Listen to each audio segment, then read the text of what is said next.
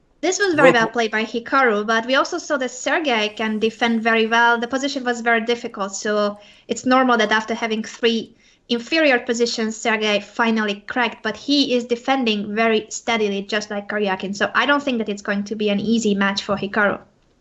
I agree. I think this is going to be a long fight, and it's only a 1-game lead, showing the scoreboard now with 40 minutes left in the 5-minute portion, everybody. Real quick, want to give a shout out to some of our Guess the Movers. We have record observers in the live chess server right now, both just following the games manually, not even just watching this show, Anna. But in live chess, you can play Guess the Move, which means you follow these games and you can try to anticipate what the players are going to do, and it keeps track and lets you know who the top Guess the Movers were. So there's a whole bunch of you playing Guess the Move right now. Nimzo Malaysian, Super Tamps, International Master. Michael QD D5, so a lot of players in there, but the winner of the last one got 22 out of 48 moves right. That's pretty good. I don't think I would get 22 out of 48 right. Yeah, I don't think we did that well. That's what we are playing live on the show. Guess the Move, but we are not doing so well. Danny and I, we need to improve. That's right. And let me just answer also a question on Twitter, because you guys are using the hashtag #SpeedChess, and that's great. So you should tweet us more.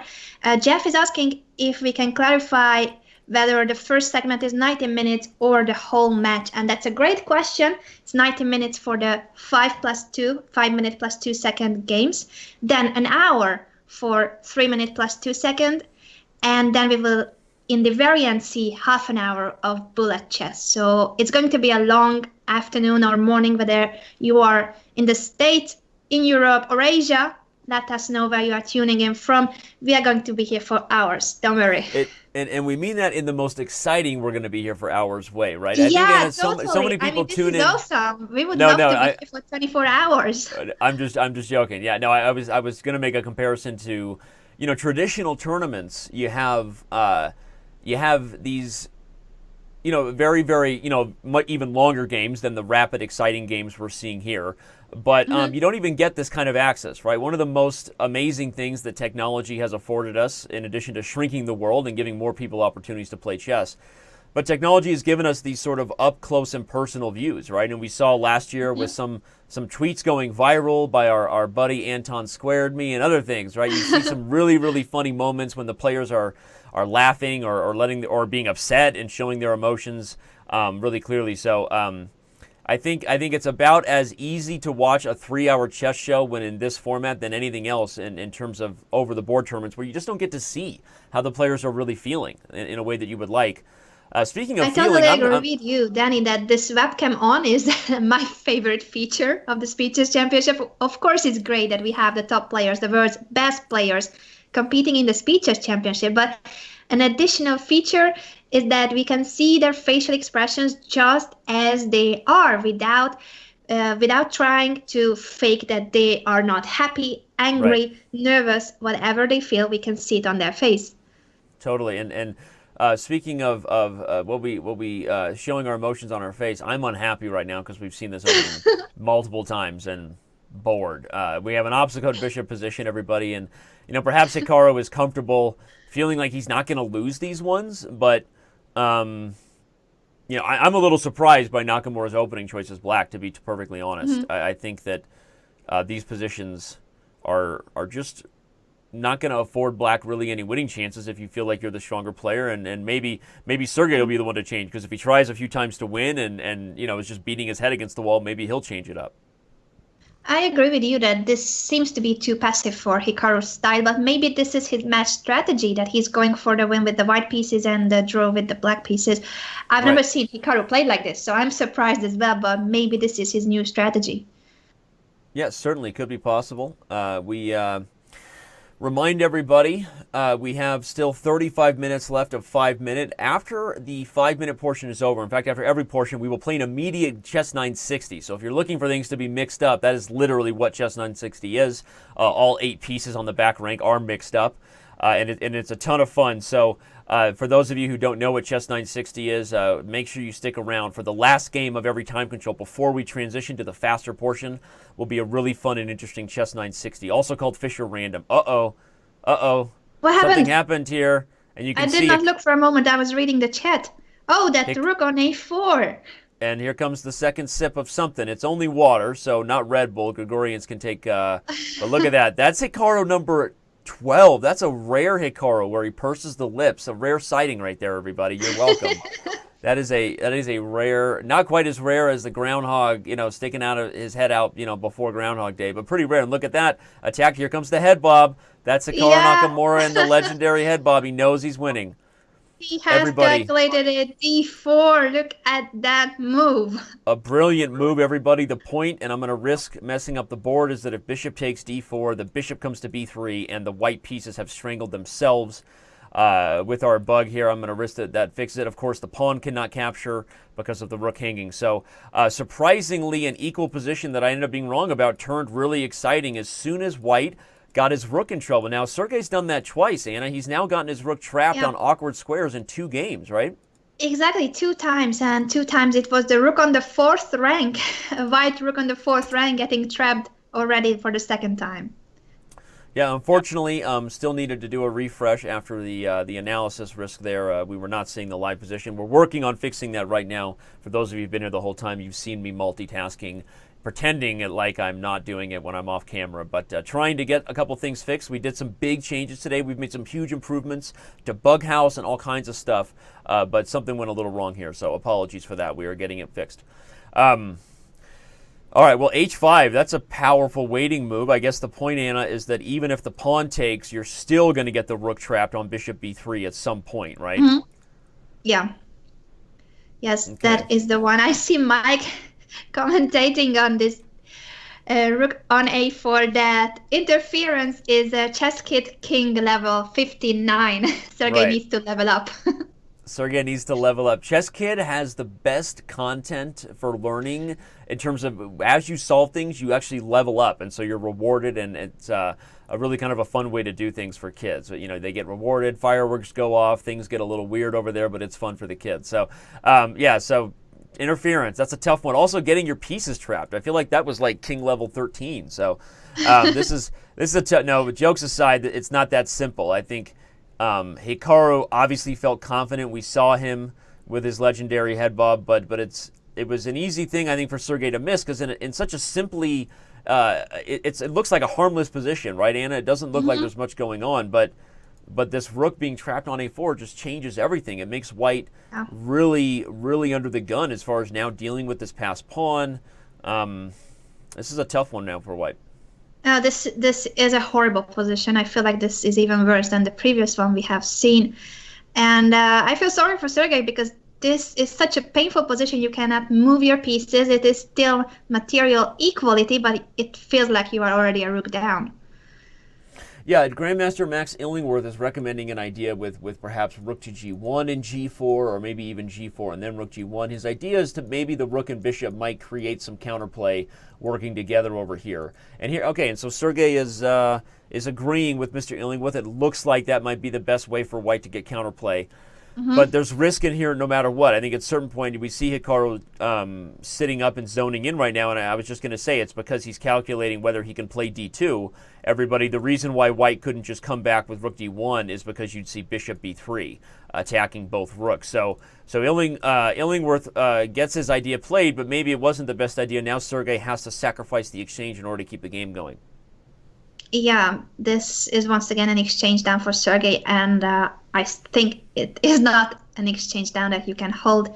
Even if he gets the d2 pawn, it means that you will manage to play rook c2 as black, so I don't think that white can survive this. And I see Uncle Yermo is here with us as well in the chat. Shout out to Alex, and he says that 3 draws, and now it's all downhill for Sergey. 3 draws and maybe downhill. It's possible he could be right. I mean, I'm not gonna. I've seen him defend a worse position down the exchange already where we thought he was gonna lose. So I'm not gonna call it dead yet for Sergey. I actually think he's got some interesting holding chances here. Hikaru has some things to figure out. It's even though it looks terrible right now for white, there's not a clear path in, and if a lot of pawns come off the board, it may get easier for white to hold. So I'm not gonna call it dead just yet. Okay, the rooks come off though. That probably helps Hikaru in the initial sense, but we'll see if he can keep enough pawns on the board to have good winning chances.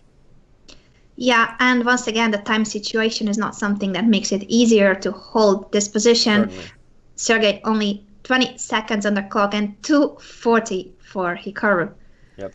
I was trying to highlight Hikaru would play a 5 before he did it, but he beat me to it. One thing we should note, Anna, is the interesting observation you made last time that the king was in the right color corner and the bishop was perfectly suited to defend. If this position becomes one that moves the other direction and white is forced to guard the pawns over here, now he does not have the right color bishop, right? So that's one of those things that if we're trying to learn from top players, everybody, and you're not just here for the awkward jokes from me and the chess analysis, you want to learn that you have to keep the bigger picture in mind and not get caught up in just the X's and O's of every move, because then the X's and O's get worse and worse because you didn't really take the time to establish where the game is headed. So here I think Hikaru knows that if this heads in this direction, Anna, that he has decent winning chances because it's the wrong color corner for the bishop. Mm-hmm. Yeah, I agree that this is not the same scenario, and we will see once again that black can actually trade pawns, and whether, yeah, look at that, going towards the other corner, king e1, but I don't think he can just go to the king side now with the queen side pawns there still on the board. Yeah, but it's interesting because Hikaru might like to normally do some sort of sacrifice on b2 and get past pawns of his own, but it's not simple when white has the f-pawn. So here goes Sergey again. I mean, he has proven, if nothing else, he's a super resourceful defender. I mean, he's created a scenario, Anna, where the bishop is actually doing everything it needs to do, guarding the pawn weaknesses. And, did we have a sacrifice? Okay, I thought we might have had a sacrifice and a winning king and pawn ending, but Hikaru decides nay. Yeah, I think the white king was also fast enough, so he couldn't. But it's a very interesting idea that Sergey found. I didn't realize that leaving the bishop on e5 means that you have all pawns protected, and you can simply move the white king. Yeah, fascinating. And again, he's very resourceful. He noticed he didn't, everybody. We talked about Hikaru being aware that he would win if the king was in the wrong color corner, but Grigorians was also aware, and he didn't choose a defensive plan that was just buckle down and wait for the hammer to be dropped. He came up with a creative solution. So, okay, Hikaru's going to do his best to make winning chances. But how can he win this? I think this is going to be a draw. The only thing I can think of is if you... It's time. I'm looking at time, but go ahead. Yeah, one is time, and the other is if you can sacrifice the rook for the bishop and the f-pawn in a way that the white king is still too far and you get to the b2 pawn and promote your a-pawn.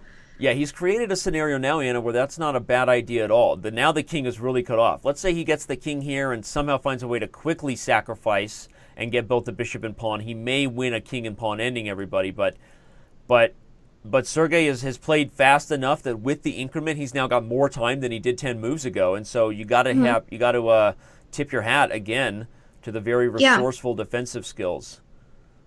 What? Okay. Oh, Hikaru blundered and shook his head there. That was possible because of the hanging rook on e7, but does it help? Yeah, it certainly helps. A3. Sergey misses a3, and now it's over. Oh, he gave a little smile. Did you see that? That's sad. Yeah. It's over now. Now white will actually just be lost. Very, very smart play. Sergey shakes his head. That was sad. In fact, Hikaru ends up winning the game because of a resourceful trick, not because he really grinded out. So really, we got to tip our hat to Sergey again. But unfortunately, it is a game, not a science. And part of a game is the sporting aspect of time pressure, Anna. And exactly.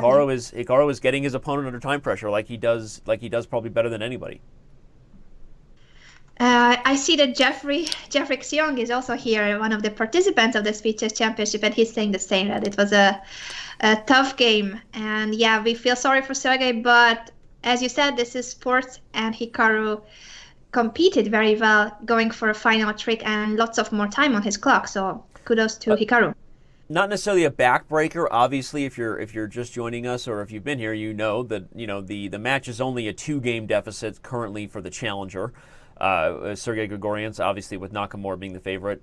So not a backbreaker, but as Hikaru starts to convert on those games now, instead of Sergey kind of resourcefully holding, you just get the feeling that means the writing will be on the wall. If he can't play faster as the time controls get faster, it's only going to get worse, right? Yeah, we shall see if he can manage to create attacking chances, because we have seen Sergey being very resourceful in terms of defense. But now that he's down 2 points, he has to create winning chances. Even with the black pieces, he has to do something. And I don't want to get Uncle Yermo all fired up in the chat because we know how he can be. But look at that knight in front of the B pawn. I know Uncle Yermo doesn't like Once it again. We've seen this Russian schoolboy rule broken. The reason, everybody, the jokes aside, it's a positional rule is because normally what happens is what you're seeing. The knight is sort of chewing on granite on a square like that with no real mobility. A knight behind a pawn is a totally different scenario where the pawn and knight often work together attacking the same square. So this ends up being a position where the knights are sort of clumsy and maybe kind of get kicked around. So, theory and the specific reasons of every position can kind of change things like that. But the overall strategical rule is, Black wants to avoid this kind of thing that keeps happening where now his knights are being pushed back and he's clearly playing with a space disadvantage. We just saw Nakamura number 12 again. If everyone's paying attention to the pursed lips, that's not. I think it's the tartness of the Red Bull that's making his lips purse. Is it? I think it is. If I had to guess on the reason. We have some stats and info from Mike again, and he's saying that Grigorians played the King's Indian defense as Black at the 2016 European Blitz Championship and beat Navarra. So it seems that now that he's down 2 points, he's really choosing openings that served well for him, even with the black pieces, creating attacking chances. So it's great that we will see a more aggressive Sergey going for Hikaru. But this position, I'm not sure that he is actually doing well.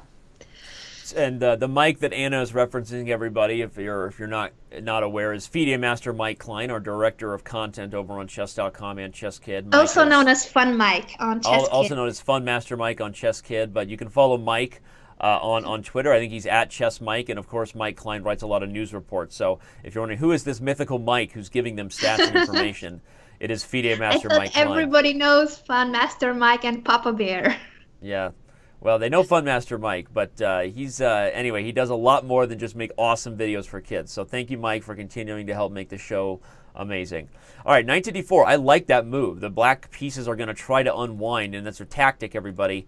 If white just captures everything and tries to win a pawn, there's going to be a rook on the same line as the queen. That's going to lead to some issues there, I think, for white. So Nakamura, he initially gave the eyebrow scowl, meaning I disapprove, but now he's giving the maybe I miscalculated look. And that's not if you look, everybody, that's not exactly the over-the-shoulder I'm better. That's the, okay, how am I going to handle this Nakamura look? So this is a new phase. This is a phase that we haven't seen today yet. Yeah. Yep, and Sergey bobbing his head a little bit. Look at that, right? We love that. We love the little confidence. This is why they need to make online, they need to make over-the-board events more like our events, Anna. I would love to see Magnus bobbing his head or Sergey bobbing his head as he's a little bit, confident in the position. Let's get over this classical, boring way that every tournament has to be the most quiet and serious thing in the world, Yeah, this is really a great feature. He's going to sack his queen. Check it out. This could really make chess one of the best esports, because look at this. It's such an excitement to watch these two battling it out. Yeah, Hikaru has calculated knight d5. What is going on here? Either Sergey missed that or Hikaru felt like he was kind of backed into a corner once that pony popped into d4. So, but knight d5 looks like a mess. Woo! They pay me to talk, not to actually work hard and calculate, Anna, so why don't you do that?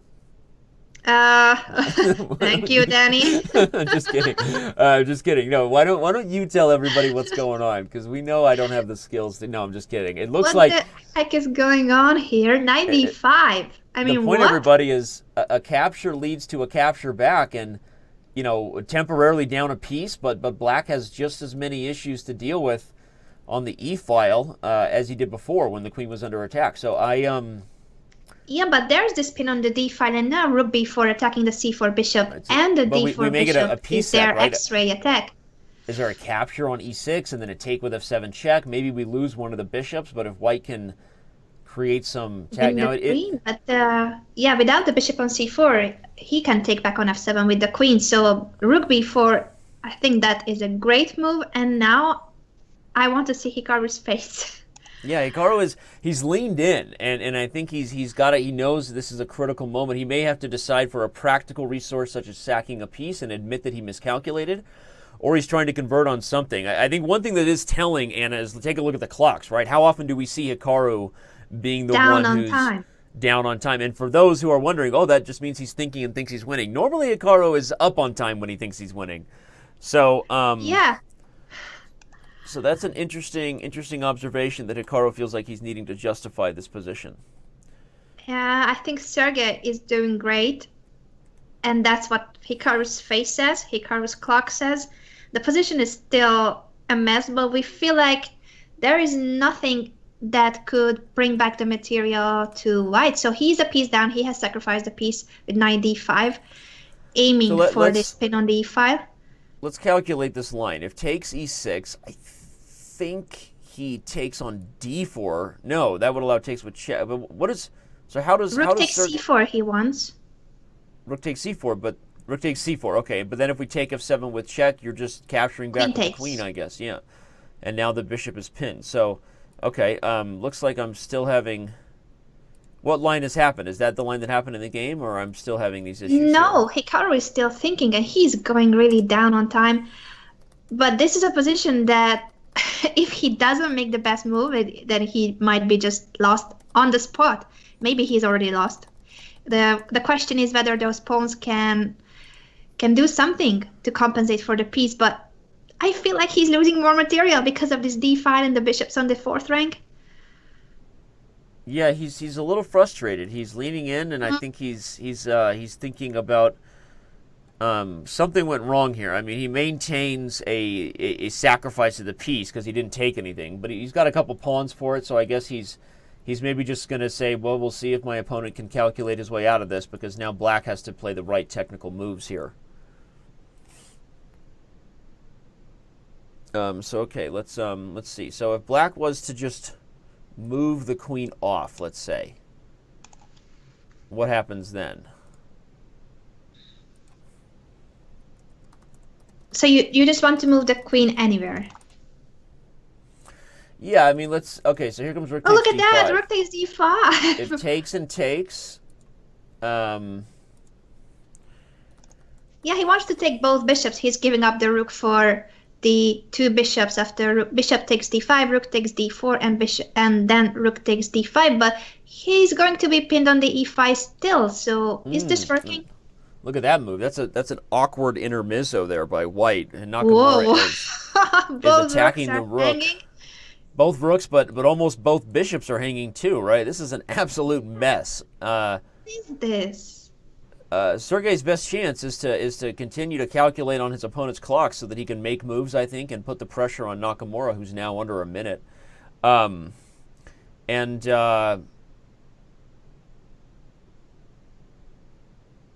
now what? Now Black has to deal with the threat. So the point is, I guess Hikaru is saying that, okay, if you move the rook off the 4th rank, now I can capture, and there's no rook takes d4. So for those who are wondering the simple threat, that's exactly it. White is trying to force the rook away so that he can capture on d5 without this threat. And so Grigorians has to come up with either keeping the rook on the 4th rank, Anna, maybe rook a4, or look to capture on d4 immediately, but then queen takes b4, and suddenly, again, Grigorians goes down the exchange. That's been the theme of the day, has been Hikaru winning the exchange somehow. Yeah, he will have 2 minor pieces, but I don't like the fact that the c pawn is still on the board. So that is an annoying passed pawn.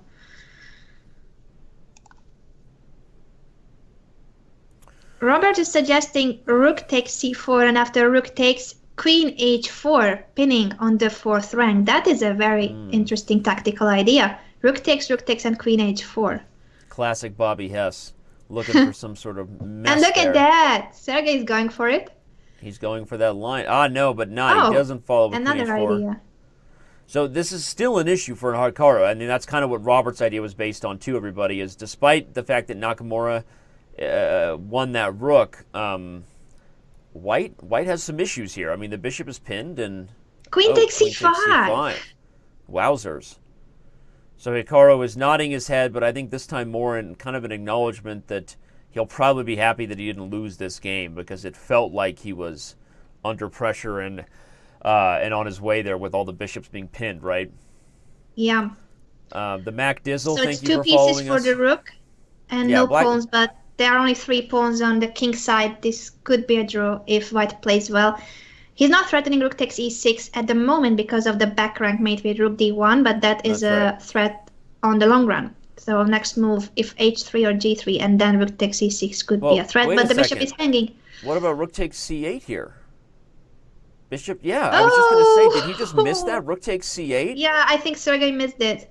And after captures king up, bishop a3, wow. Wow, what a resource. The only move. Fantastic resource. OMG, as the kids say. Wow. And if rook a2, rook takes c8. That's right, because he guards c1. So Hikaru is kind of shaking his head here. That's a little bit of an acknowledgement that he just wishes he had won because he wishes he wins every game. But I think Hikaru secretly is happy. He kind of worked his way out of that one because he was certainly under fire. Yes, I think he was in trouble. There must have been something with so many pins on the board, and when he sacrificed the piece, it didn't look like it was actually a correct sacrifice. To the untrained Hikaru eye, the nod right there looked like Hikaru number 4, which is kind of what he does when he's winning anyway. But that was actually a nod that was actually nod number 7, which means that, okay, I'm pretending to be upset with myself, but I'm actually secretly happy because I defended a worse position. So there you go. That's the translation. Can we get a Wikipedia page started about these translations, please? Maybe I think we should. And you should get more Hikaru faces behind you. I know that you have 2 in the studio. Fun fact, one of the only times that Sergey Grigorians has achieved a victory against Nakamura has been as white playing against Hikaru's Berlin. So we see a switch up, Anna, from the sort of Nimzo Queen's Indian-ish position we've been seeing that led to that very equal middle game, and we have our first e4 opening. And as Mike Klein is now confirming the stats that I had already, as one of the few stats I was aware of ahead of time. Is that Grigorians has beaten Nakamura in the Berlin before. So Berlin, or not Berlin, but he is trying to play for a win. That is what Sergey is doing in the last few games.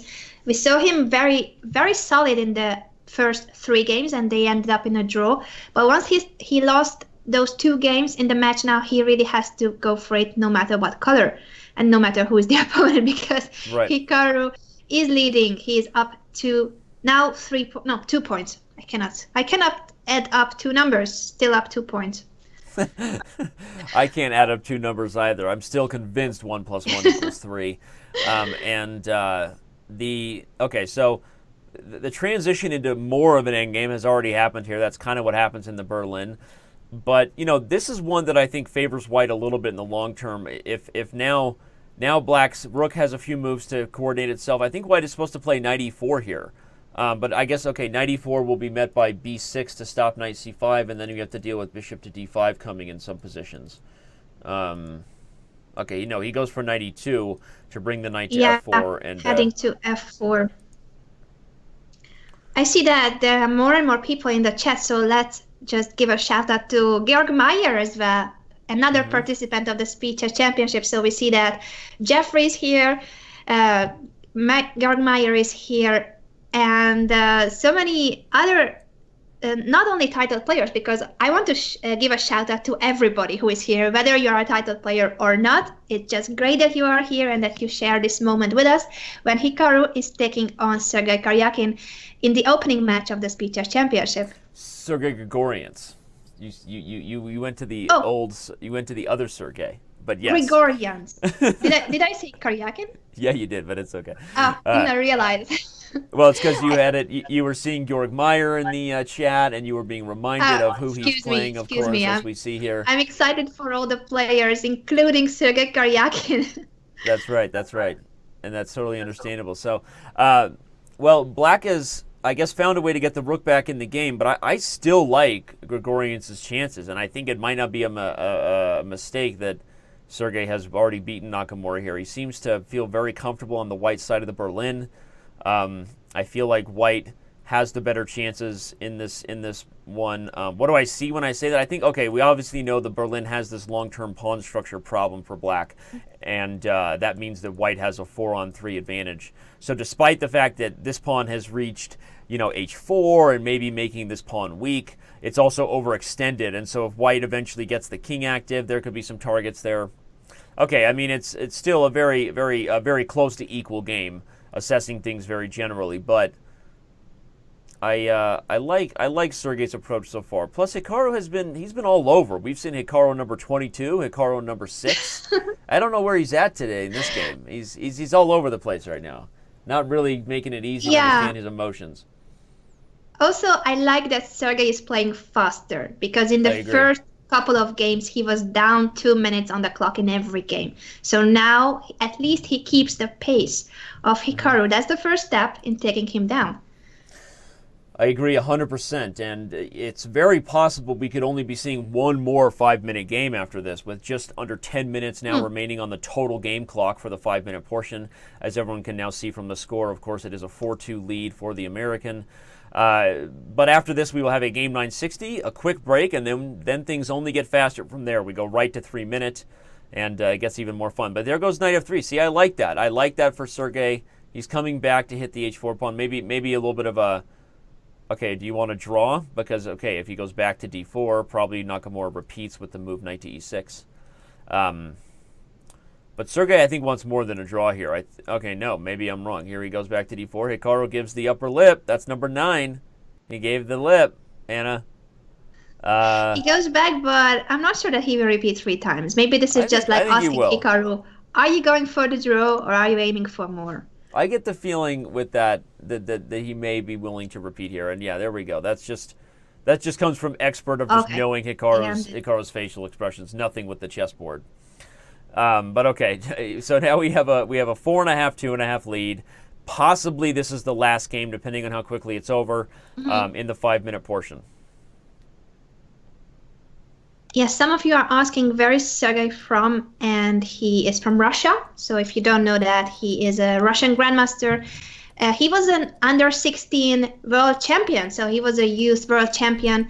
And I think also a lot of credit goes to him because of qualifying for the Speed Chess Championship in the first qualifier ahead of other strong grandmasters. And then he kept on playing every Tuesday, and he almost qualified again. I mean, he couldn't qualify 2 times, but he was always finishing at the top of the standing. So I think that is a huge success for Sergey, knowing that players like Morosevic, Dominguez, Fedoseev, Dubov, Andreikin, and so many other grandmasters stronger than him on the rating list played, and they couldn't qualify. Sergey qualified. Yeah, and you're right. Not only did he qualify, but he was the most consistent performer throughout the entire month of April. For those of you who may be a little bit in the dark about what we're talking about, this big and awesome bracket you see here with the world's greatest chess players on the planet right now.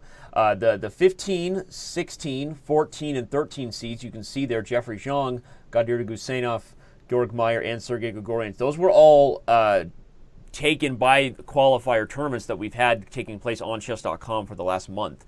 And so, Grigorians worked hard to be here, and Anna, as she was pointing out, it was probably the best player on Chess.com during the month of April overall. Very strong, very good blitz player, and so he has earned his spot to be in this match versus Nakamura right now. Okay. Yeah, and of course, once again, we are getting even more information from Mike, and he's saying that besides his chess success, he studied journalism at the Moscow State University. So he is actually a qualified journalist. Interesting. And sorry, mistake. Almost. Oh no, that is not true. He studied something else, but he studied something. That was Mike testing your ability to read his stats faster than. I'm reading very fast, so Mike. All right. Well. Yeah. So far, this match is getting more and more heading the direction of being in control of Nakamura. This is a new position we haven't seen. What can we learn from here? We like that, unlike some of the other King's Indian attacks we've seen, everybody, where it seemed like Hikaru was advancing faster on the king side than Black was. Here, Sergey has gotten decent counterplay. He's already used the pawn storm to open up lines and gain space. Black seems to be in a comfortable position here. Although now the question is, how does Black continue to coordinate and get the major pieces into the game and keep the proper eye on the tension here? You always have to keep an eye for this pawn maybe pushing and maybe taking, all these things that are possible, and improve your pieces at the same time. Yeah, that's always a question. I agree with you. And also where is the place for the queen? Right now it's all right on c7, but if there was a knight maneuver towards d5 or b5, then once again you would need to be looking for another square for the queen. So oftentimes in these positions, because of the lack of space, it's not so easy to decide where you should place each piece of Black. Got it. Yeah, it's and now we see this knight come to b3, not quite breaking the Russian schoolboy rule, everybody, because he's not blocking space or blocking pieces. And in this case, White is just trying to increase the pressure on what was kind of a critical staring contest right now. What's going to happen with the c-pawn? Black doesn't really want to capture everybody, because in a lot of these positions, you're just giving White a very solid big center. Certainly these pawns are better than Black's, and you're opening up the c-file. And likewise, White doesn't really want to capture, because probably in a lot of those positions, after Black captures Black will be the first one to get control of the d-file. So one of the things you see with strong players is they are very smart about building on the tension and coordinating, not just playing the obvious trade they see. Now we're seeing maybe our first, is it a water break? Maybe Hikaru has been sucking down a whole lot of water and Red Bull. So maybe it's a different kind of break. Yeah, he has disappeared. It might be for a different kind of break than just a water break, given how much liquid we've seen him drinking. So, well, Sergey should make his move fast and take advantage of Hikaru not being at the board, at the screen. It's funny because Hikaru maybe anticipated that he could get away with it at that time and yeah, jumped away. Of course, Sergey is not paying attention to his opponent on camera. He can. Those wondering about the technical setup, we have a group call going for a stable connection. All the players, both us and the players, are on the same call, and for security that also helps. With so much at stake, we always like to see everything that's going on where we can. And of course, it's bringing you the entertaining experience you're seeing now. But the players are often not looking at each other, Anna, so I don't think Sergey would be aware that Hikaru stepped away. He's focused on playing chess moves. I don't think that he's paying attention to the group call, and they are just looking at the board. You're right. So he had no idea that he could have gained some 5 seconds on the clock by Hikaru not being there. Well, okay, it looks like this game is going to be a few more moves in a closed position, so I'm going to bring up the clock and show everybody that we are really under the gun. Very likely now, given that I don't expect this game to end in a couple minutes, that this will be our last 5-minute game. So if you're just getting here, you haven't missed too much. Actually, you've missed a lot. Shame on you for not being here on time. But the two faster portions are still coming, so just as many games to come. And we are about to see a 960 battle start in just about 2.5 minutes, so don't go anywhere. I see some new tweets, so guys, keep up the tweeting as well. #SpeedChess. I also always love to see when you guys post where you are watching this match. So some of you might be watching from your laptop, from your tablet. Some of you are watching on the TV. So I love those pictures. Please tweet the picture where you are watching this match. That's a great idea. Let's give some prizes to the best picture. You know, maybe exactly. Let's give some. Anna will decide on some diamond memberships for anybody who is watching it on. Sure. Maybe rent out your local movie theater. I think if somebody rents out the local movie theater, that would be, and maybe for the final. If we get Nakamura Carlsen in the final again, let's rent out a local movie theater. Oh, that would be awesome. Well, Hikaru, he was saying something there, perhaps to his fiancée. Maybe they're with him, but now he's back to focus. Also with headphones in, perhaps bobbing his head to music and not just to keep up with the many facial expressions he's trying to deliver me to guess. All right, but only a minute and a half left means we are very close to being sure this will be the last 5-minute game, and this has reached a very closed and locked up position. Not a lot going on here, just a bunch of minor pieces maneuvering. Yeah, without rooks on the board, you can't really take advantage of the b file and the a file. So it is still more pleasant that you have more space as white, but I don't see a way to make a big improvement. Maybe if you could get the knight to b5, but even then, what's next? He might continue that plan, not right away, everybody, as there would be a threat on queen takes e1, but I think Hikaru is going to try to bring one of these knights into the b5 square. Sergey doing a very good job of ganging up on his only real potential target. When you look at a pawn structure like this, the base pawn is the pawn kind of at the core of a big pawn center, everybody, or a pawn chain. For example, black's base pawn is here on e7. And so, this pawn is a target for black, and if you can gang up on it, you're sure that there's no other pawns defending it, which means pieces are stuck to doing the job. So a little bit of advice there as you're looking at some of these positions that are closed and maybe you don't always have a plan. One way to find a plan is to look for, the pawn with no protection from other pawns, see if you can coordinate your pieces to gang up on that weakness. Yeah, okay, look at that, ganging up against the c4 pawn, because next move could have been knight e5, but Hikaru prevented it by pushing f4.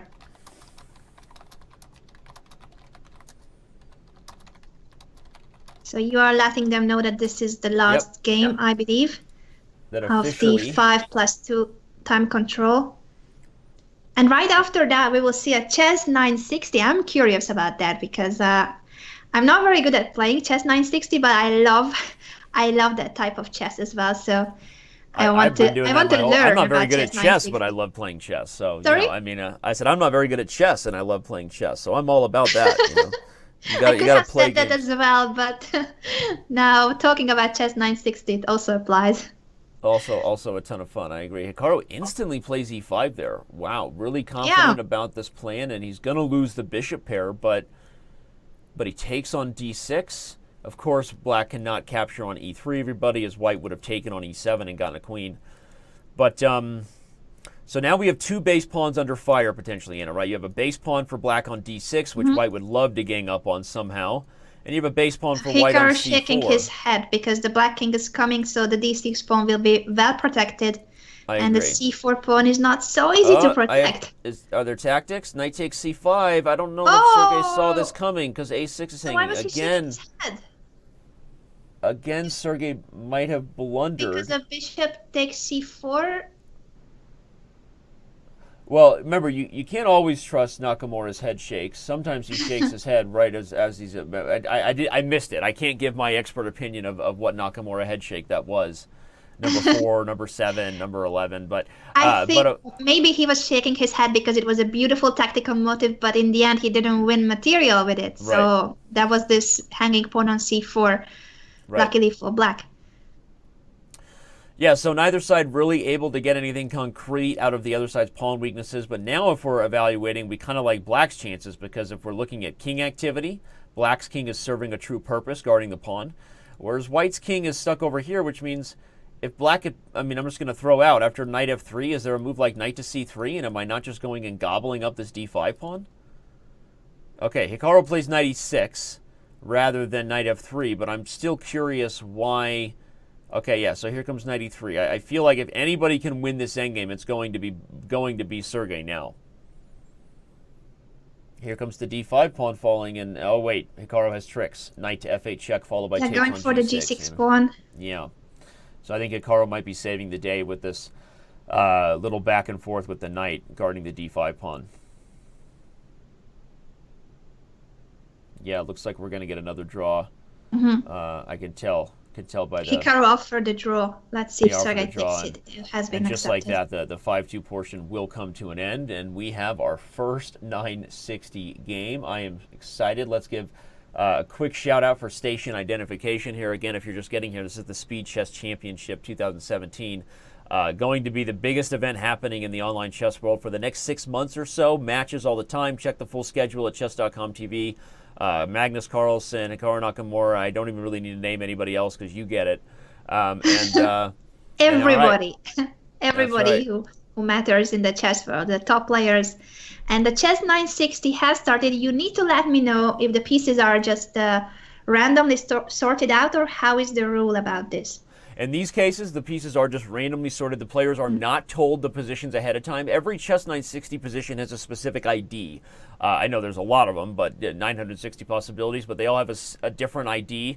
And so the Fen string is actually what it's called for those who don't speak chess tech.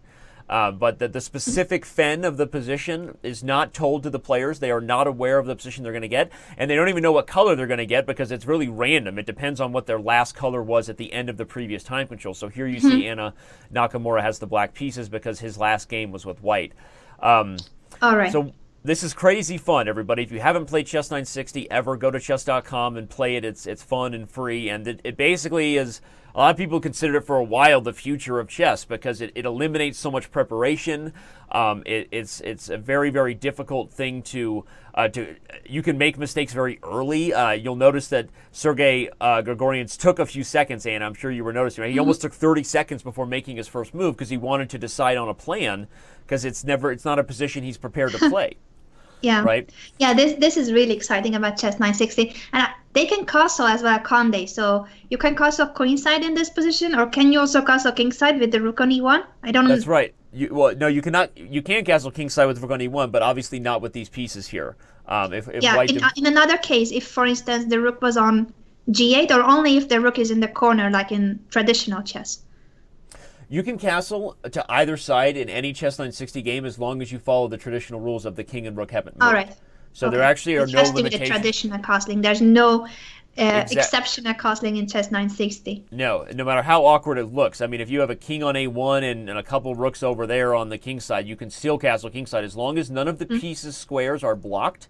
So in this case, if white picked up this king and moved it to a1, you would see the rook go to d1 and the white king go to c1. It would become an immediate queenside castle. So at some point, Nakamura or Sergey or Nakamura can also get castled here simply by dragging his king on top of the a8 rook. But neither side wants to get castled yet. Look at Sergey putting his queen on this square, Anna, keeping an eye on a7, I believe, in case black castles long. He has a quick back door with the queen slipping into a7. That would be sweet. Yeah, he is certainly scaring Hikaru, keeping his king in the middle of the board. Right. I think the funny thing about Chess 960 is that after some 20 moves, the position will look totally normal because they end up playing the usual moves. So the pieces go to the best squares, and even though they did not start in the normal way, now look at this position. Isn't it normal chess? Yeah, very normal, right? It would be hard to guess the opening, we'll say that. But yes, it is very traditional looking because it's almost like an opposite French, right? Instead of a pawn structure here and a pawn structure here, you've got black with the dark squares, white with the light squares.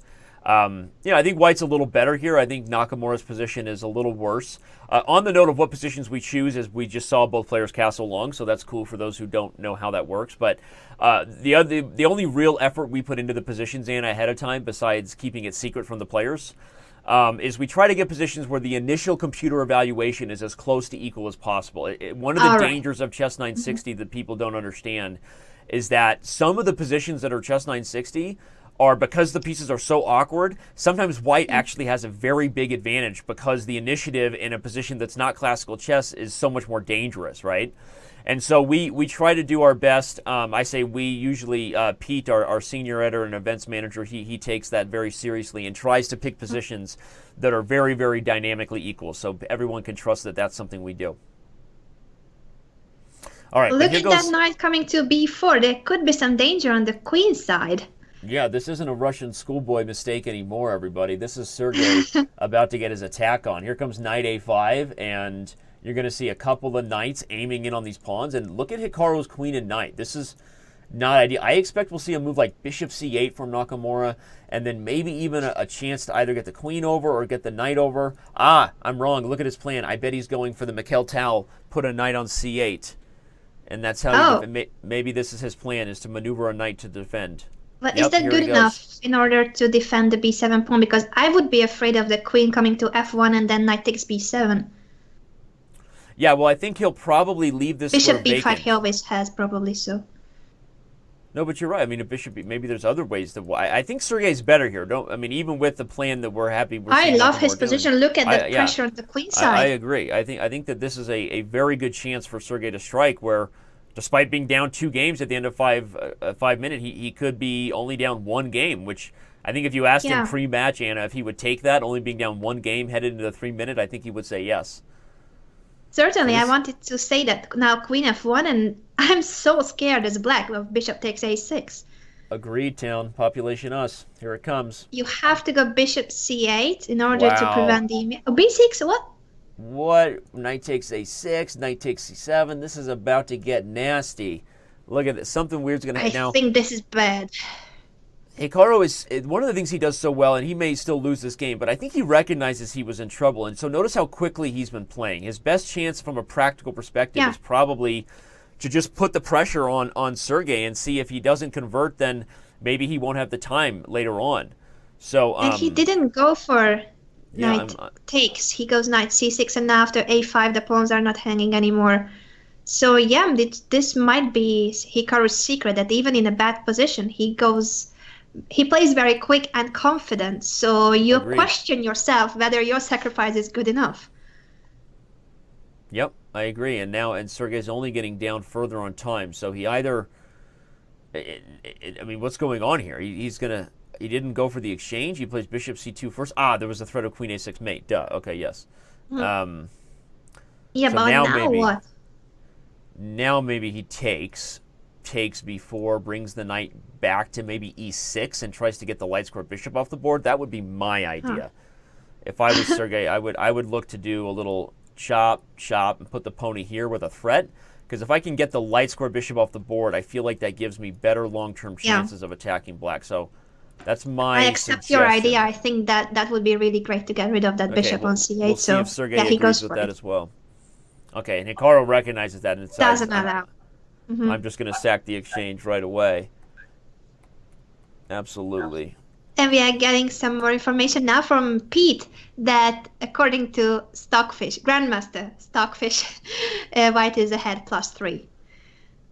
According to Grandmaster Stockfish, white is ahead +3. Pete loves giving us information from Stockfish. It's Thank you, Pete. It's great. So yeah, okay, Hikaru is back. I was worried that once again we lost him.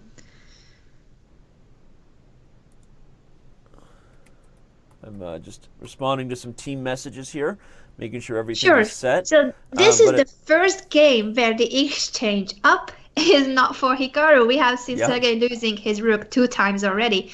Now it is his time to win with the rook against the minor piece, but the position is so far really close. He has to open up the position for the rooks. And again, look at time. I mean, this is the first time we've seen more than a 3-minute time advantage. I think in any game, right? Hikaru knows that if, obviously, if his opponent wins, this is much closer. A 2-game deficit is a big, big difference. And if Hikaru somehow swindled to win, it would be huge, right? So Nakamura would love to hold this position and not let Grigorians bring it back to a 1-game lead. Look at this very nice plan, though. Bringing the knight from d3, eventually going to come all the way to d5, everybody. That is Grigorians' plan. Whoa, knight f5 with a discovered check. Ooh. That is some sassy business. Oh, and Hikaru wins on time. The Grigorians loses on... That is why he's Hikaru Nakamura, and for those who couldn't see it, because I wanted the Chess 960 banner up, the moment he won, Hikaru knows, because he's been here before, that he has a few-minute break, and he takes it. We will let Sergey know that we have exactly a 3-minute break as of the end of that game, letting him know that he has a quick break before we move to the faster time controls so that he can perhaps take a breath and step up. That's got to be disappointing to have such a huge advantage. This must have been so painful. Even after this knight f5 move, it's not the end of the world. You don't have to take it in the first place. The key, everybody, is Hikaru. Okay, first of all, he doesn't want to sit tight and allow Sergey to continue a plan of dominating d5. So a very resourceful idea by Hikaru to sort of meet him in the middle, say, if you're going to dominate d5, I'll dominate d4. And it's based on a trick that Sergey was probably calculating when he lost on time. After captures, check, and the king moves, white gets the queen and rook forked after pawn to e3. So super resourceful defensive play by Nakamura. And that, Anna, if we're going back to the scoreboard here, I mean, that's a game changer, right? Now we're looking at a scenario where a 3-game lead, what was going to be a 1-game lead for the American, is now a 3-game lead, a huge 2-point swing. Yeah, it could have been just one Sergey was an exchange up and he was playing so well. I'm sure that he had something even more than this, winning the exchange with knight c6, because it felt like with the king on a1 and those sacrifices on a6, white was about to give mate. Yeah, just fascinating. White was really in control of this game. Super great defensive resources there, and unfortunate for the challenger in this scenario, not the favorite, that he was unable to get this chess 960 game after what was looked to be almost an amazing attack developing. So, but okay, I mean, we're here to see exciting chess, and even though we started with 3 draws, we are getting our money's worth, Anna. And, we are certainly getting our money's worth. And shout out to Chris Dictator Kirilla. Christian is here in the chat as well. He has done some amazing work in the St. Louis team at the US Chess Championship, and now he's here in the chat. Also, as always, shout out to everybody, every Chess.com member. Also, whether you're a Diamond member, Gold member, what other memberships are there, by the way, Danny? You need to inform me. Diamond members, there's Diamond memberships, Platinum memberships, and Gold memberships. I'm not even sure. Are you asking because you're ready to give away some memberships? I'm hoping to. Go for it. Go for it. Can I? Give away a 1-month Diamond membership right now. Right now, I wanted to give it to somebody from the picture contest, but I don't want to give it yet. Let's just announce once again that we are expecting on Twitter with the hashtag SpeedChess pictures of where you are watching this match from, whether it's your laptop, your computer, your TV. Take a picture of that and post it on Twitter with the hashtag SpeedChess right now during the match. And can I have 3 winners, Danny, please? Go for it. You can have 3 winners. Let's 3 winners for the picture contest right now on Twitter. I'm the Oprah of Diamond memberships today. Everybody gets one. All right, so the match is going to continue now, everybody. If you're just joining us, let's do the match. We're about to start, but this is the first of the first round where we're going to have so many awesome matches. We are looking at Nakamura versus Grigoriants, and this has so far been a very exciting match. A 3-game lead currently for the Americans. Some of the games have been super exciting and close. Our next match, make sure you're already marking your calendar for it. You're like, what in the world is this? This is awesome. It's May 24th. And without any further ado, the 3-minute portion is underway. So Anna and I will get back to we'll get back to just that. The games are underway, and so let's the 3-minute plus 2-second portion. For 1 hour, the players will be playing blitz games with this time control 3 plus 2, so 3 minutes and 2 seconds. Somehow we lost Hikaru Nakamura. Hopefully he can call back. There he goes. Here, Hikaru is back, and it's also his move, and I'm not sure he's aware of it. We should probably let him know. Oh, he has made his move. He so is I aware of it. Okay, cool. So Hikaru stepped away, but he's back, and all is well. We are 35 seconds into the 3-minute portion now, and this will be 1 hour of 3-2 blitz. The funny thing about this is so many of the players who play regularly on our site, Anna, they don't normally play games with increment. A lot of the favorite for players is just sudden death, right? You want to flag somebody and beat them on time. So, but it's one of the things we like about the Speed Chess Championship because it helps us to make the X's and O's on the board matter just as much as the fast time control, because we've seen these players win games when they're literally living off the 2 seconds they get added for every move.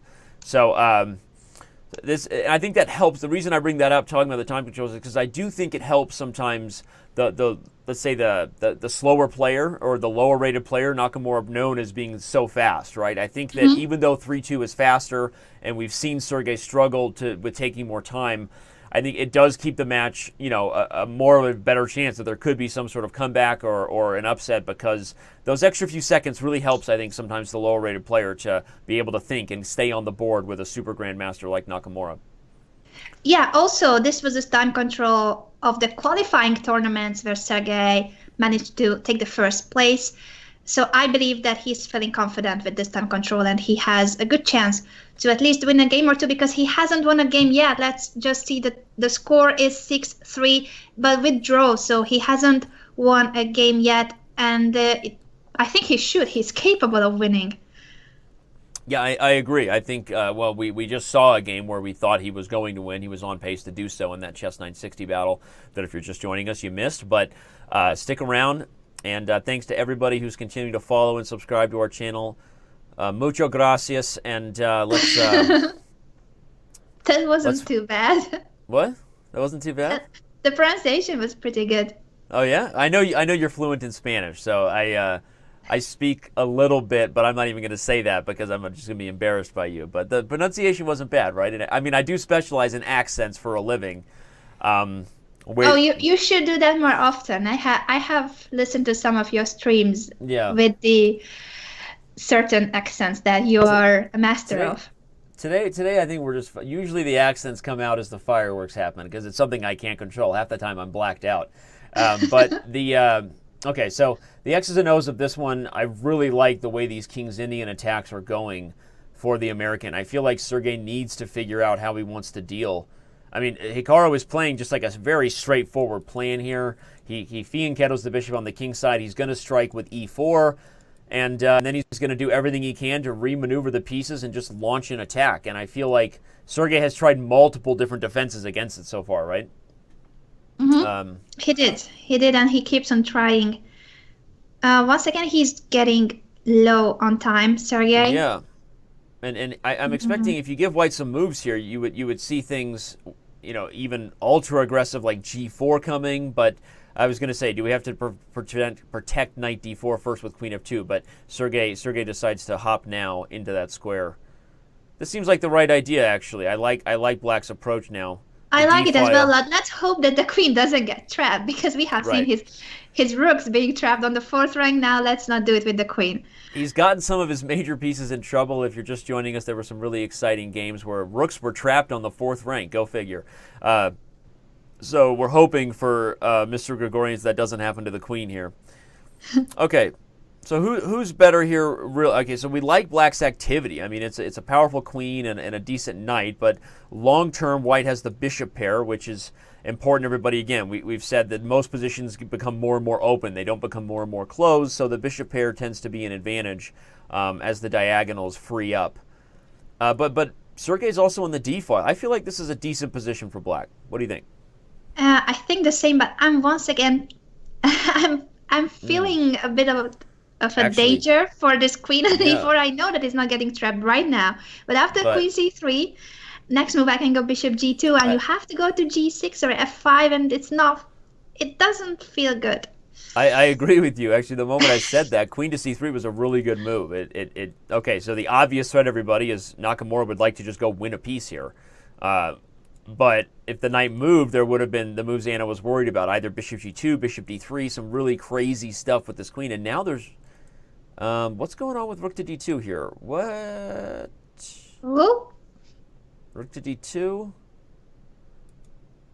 What is going on? Hikaru is also... This is one of those super... but he reverted back. Reverted back to Hikaru number 8. The confident eyebrow raise head bob. He knows he's better. He's going for it. What's he going to do? Okay. No, but Hikaru, I think, was really focused there. I mean, he's calculating moves like rook d2. What's happening here? That's a skewer.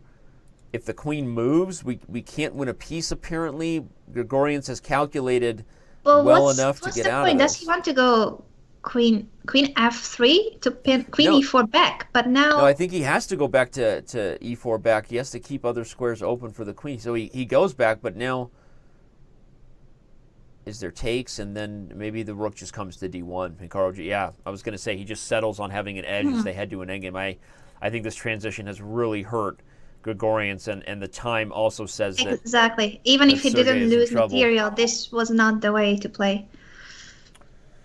Yeah, something bad happened there, and your worries were correct. No, the queen didn't get trapped, but it was because of the potential threats on the awkward first lady that that Black had to play those weird moves, right? And still, with the bishop e4 move and then pushing the f pawn, I mean, the queen is almost trapped. Well, he didn't have time for it because the rook was hanging, and maybe it would have been too much material, but still. I think he'll play g4 now, and he's still going to go for bishop e4. I'm anticipating, why not? I mean, okay, unless there's, I was going to say, why not just g4 quickly, and now here comes bishop e4 and double on the d file, and This just looks super tough for Grigorians. Yeah, I think he is lost positionally because of the d5, because of the bad queen, and because of having no counterplay. Yeah, queen to a7, that's a strong move as well. Overloading the defender, sometimes those moves are easy to miss. Computers never miss them because they don't think in human ways like we do, where someone gets emotionally attached to the D file. But it's a nice move for Hikaru just to recognize there are other problems with Black's position, and mainly that he just can't defend these queenside pawns. This is just going to be lost in a sad first loss for Grigorians in the 3-2 time control. Look at that, very nice technique. Says deny the queen counterplay before I go and get that pawn, rather than takes and allow some sort of check everybody by the queen. So Hikaru is up 4 points, and I think this is the moment. I've been hinted by Mike, but I also wanted to ask you, did Sergey choose Hikaru as an opponent, or this was his bad luck? It was his bad luck. Sergey did not choose Hikaru as his opponent. In fact, that's a good reminder. People are wondering, what was the format? How did we decide who would play who here? Well, we had 4 players qualify during the month of April, as we've said a few times, for this awesome Speed Chess Championship, $50,000 in prize fund. Going to be epic. Make sure you pay attention. But the 4 players who qualified, whoever was the highest rated on Chess.com in terms of their blitz rating, got to choose their opponent. The ratings in the end were Georg Meyer was the top seed, and he chose Sergey Grigorians. So that kind of set the rest in order. Players were not always getting their top choice. And so without getting into who Grigorian's top choice was, I know that it was not Nakamura. So kind of a tough draw for Sergey. Nakamura was, along with, nobody had Nakamura and Carlsen as their top pick, I'll say that.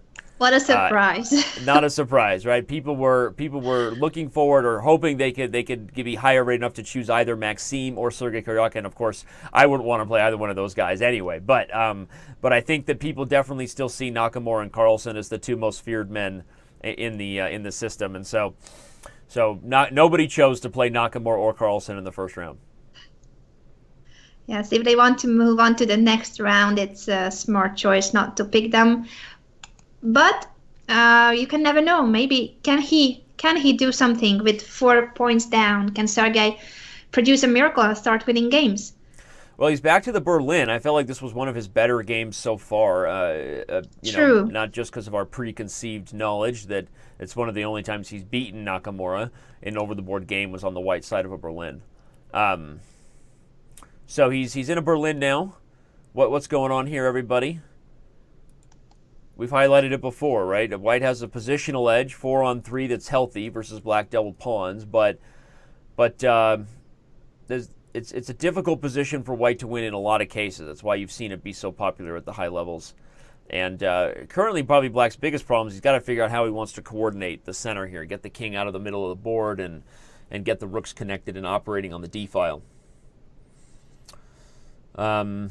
I'm surprised that he's thinking so long about where to retreat the rook. There are not so many available squares.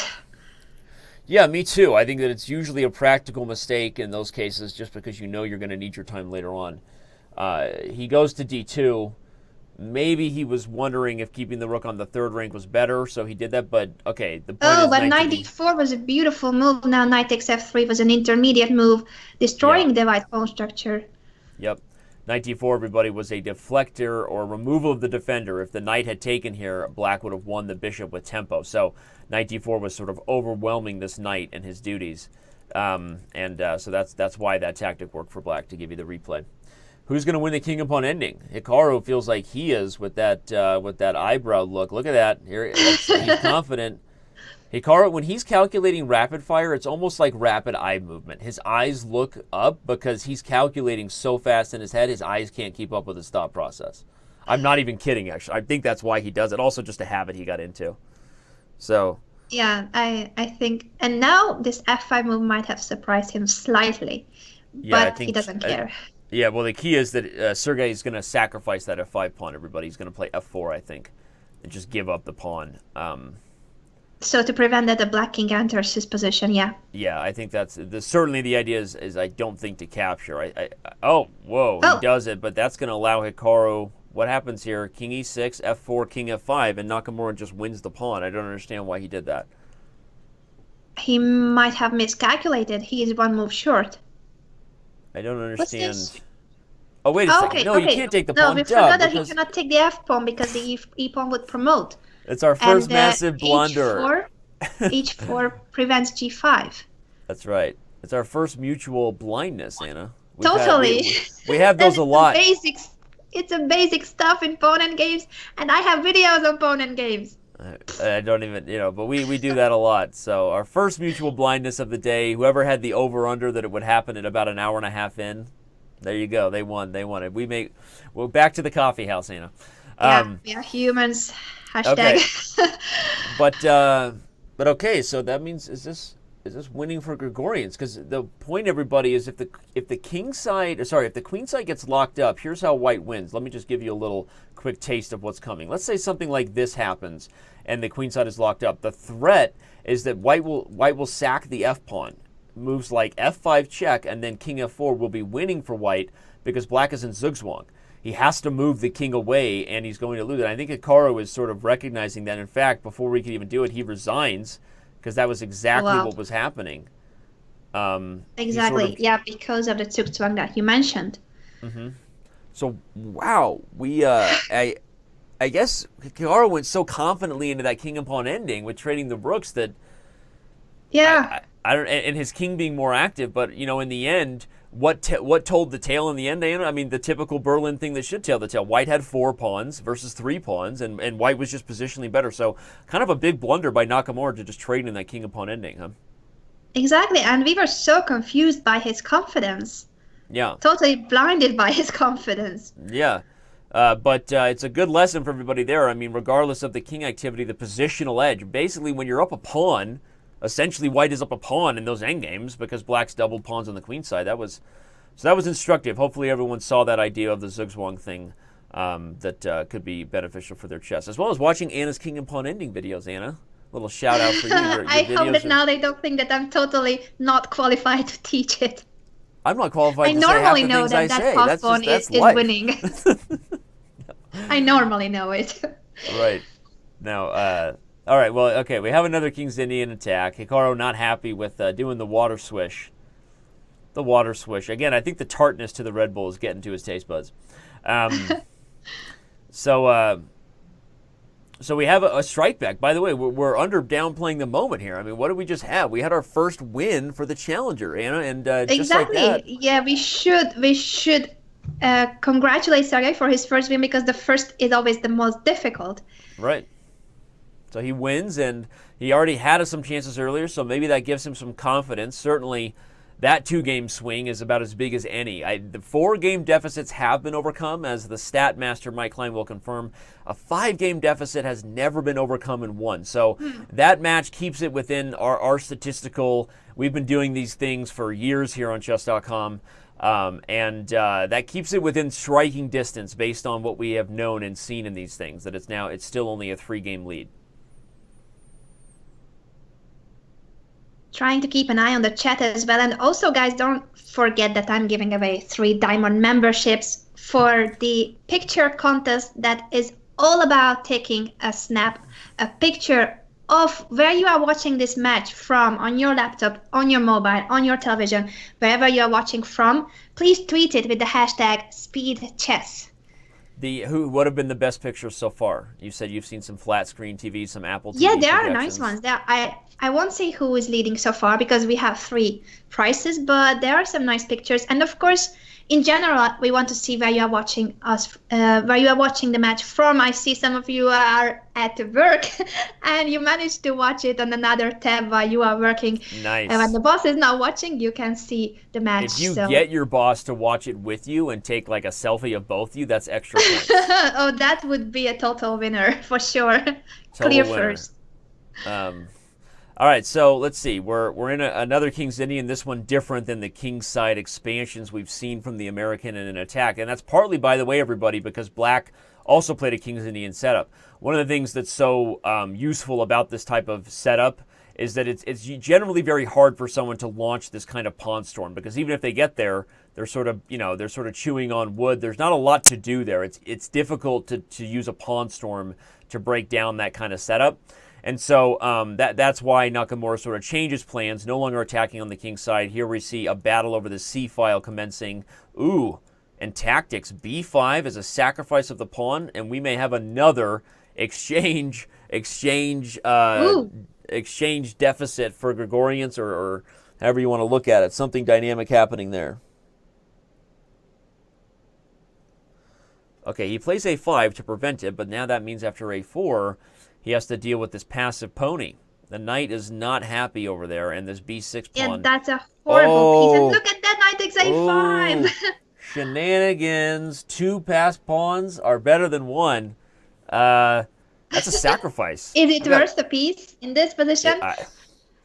I think I don't know. He's basing it on that. First of all, he has protected passed pawns, and this a7 knight is a horrible piece. Mm-hmm. So that is the main reason why these 2 pawns could be better than the knight on a7. I was thinking the rook might come to c7. Hikaru puts the bishop there, and I'm anticipating he'll either rush or just he just goes gobbles e5. That's 3 pawns for the piece now, and maybe a 4th one to go with it. So Sergey maybe not so thrilled about. Yeah, now that's too many pawns. Okay, and so much so that he decides he's just got to give it back, but now he's just really unhappy. I mean, he's still down 2 pawns and not even 2 pawns down. Anymore. Yeah. Well, that's a frustrating one there. This is unfortunately once again a very bad situation for Sergey. I don't think that he can by any miracle save it. So 2 pawns up for Hikaru, and he's also up on time with 2 minutes. So it wouldn't mean a major blunder that Hikaru needs to commit in order to not win this game. Yeah, it's just too much, and I think that I guess if we're evaluating where it went wrong there, I mean the combination that started with b5 was really pretty brilliant by Nakamura. It starts with this threat of winning the exchange, but the forcing of these pawns to be targets. I mean, Hikaru recognized that there was opportunities there, and he grabbed it. Back to a 4-game lead. Thanks to everybody who continues to play Guess the Move. We have J Cal's Chess. We have Wooly Watts, Eugene Abel. Why do I even try to pronounce usernames? Anyway, thanks to everybody playing Guess the Move in the live server, and hopefully you enjoy that, trying to guess and play like a top GM. Okay. Yeah, and I will shout out to all the new tweets. I see Walid is preparing for his exam while watching the match, so thank you for tuning in even in such tough times. Benjamin is watching on multiple screens, so he can follow the chat and the game in a separate board as well. It's great that I see another one that's also he's watching from his mobile and he's working on his laptop at the same time. That's Moises. Thank you guys for tweeting, and keep those tweets coming. #SpeedChess. So we have a Rosalimo Sicilian, everybody. That's what this is here, an anti-Sicilian, or just not an open Sicilian. White is not playing a more traditional approach there, and in these cases you see these sort of rook e1 and h3 kind of flexible moves. Often these moves are designed that this bishop will not give itself up for double pawns, but kind of find a new home on f1. Although now after d6, sometimes there are ideas where White decides to go for. In fact, yeah, he plays d3. I wondered if he should have taken first. Sometimes they take and then play b3 as well. But here he plays d3, I think partly because Nakamura employed kind of a weird approach with the pony on h6. This is no longer that symmetrical Nimzo Queen's Indian thing we were seeing to start the match, right, Anna? This is a mess of a position. Okay, so now he takes it. Yeah, as soon as he played d3, we knew that plan was changing. And I like White a lot here. I like this plan with e5. Yeah, this is a really nice Rosalima for White. So you give up the bishop in order to double Black's pawns and try to take advantage of the knights, because this position is pretty much closed.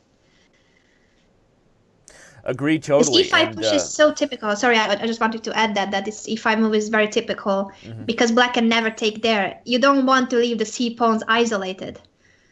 No, great point. I'm glad you added that. This is the line I was talking about, that taking e5 is really just not even an option for Black because those pawns would be so weak. So So I agree, and I also agree that white is better here.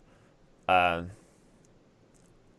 so interesting stuff. I like that Sergey is not going down with. We've seen players in these matches, Anna, over the years, right? We've seen players who fall in a deficit, but they really have trouble kind of adjusting mid-match. They don't go away from openings that aren't working. They kind of just keep banging their head against the wall when for us, as removed emotionally, the writing is on the wall that it's not going to work. But Sergey is not doing that, Anna. He's really mixing it up and trying to find places. Maybe he can probe Nakamura's blitz repertoire for a weakness, right? Maybe, but he had 2 days in order to prepare for this match. That was another disadvantage of getting Hikaru. Right. The ratings that counted were from the 1st of May, so 2 days to prepare for the best bullet player in the world, one of the most feared blitz players.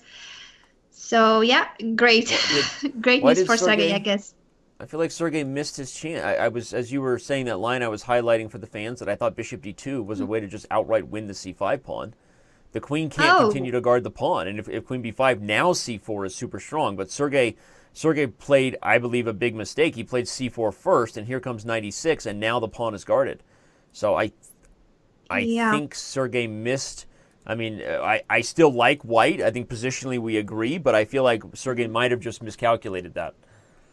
Yeah, I think you are right that he could have played it immediately. C4 is a very typical move in the Rossolimo, so he went for the traditional way of attacking this c5 pawn, but he could have acted it earlier.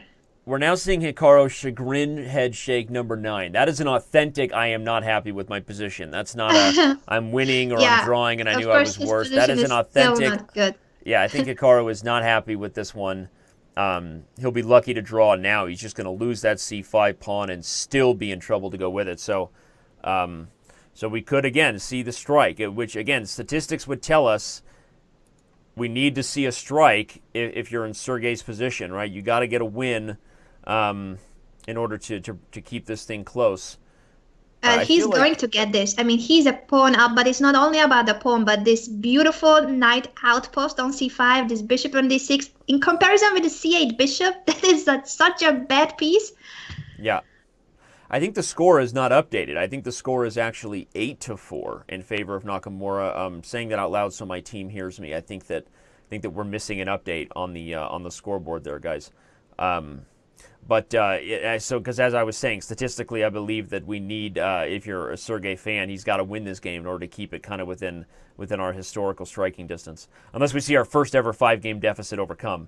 But okay, Sergey is really grinding this one, Anna. This is about as a beautiful win in the white side of the Rossolimo as you can see. I think Hikaru is just straight up frustrated with his position right now. Yeah, this is such a pain to play this position. Only a pawn down, but Black's position is crippled. You cannot do anything. Word, homie. Word. And, here comes the C file. Ouch town. Owie. Yeah, I'm not even sure that this was the most accurate because I was happy not giving not giving any play to that light squared bishop of Black. I agree with you. In fact, if we just go back to this position, I mean, how beautiful was this knight compared? If you had a student here, you would be yelling at them, right? Like, don't take here and trade. I mean, even if it's accurate and Sergey goes on to win, which I think he's still winning, I agree with you. That was a strange decision to give up a dominant knight for a big pawn on d7, an ugly bishop. Okay, but.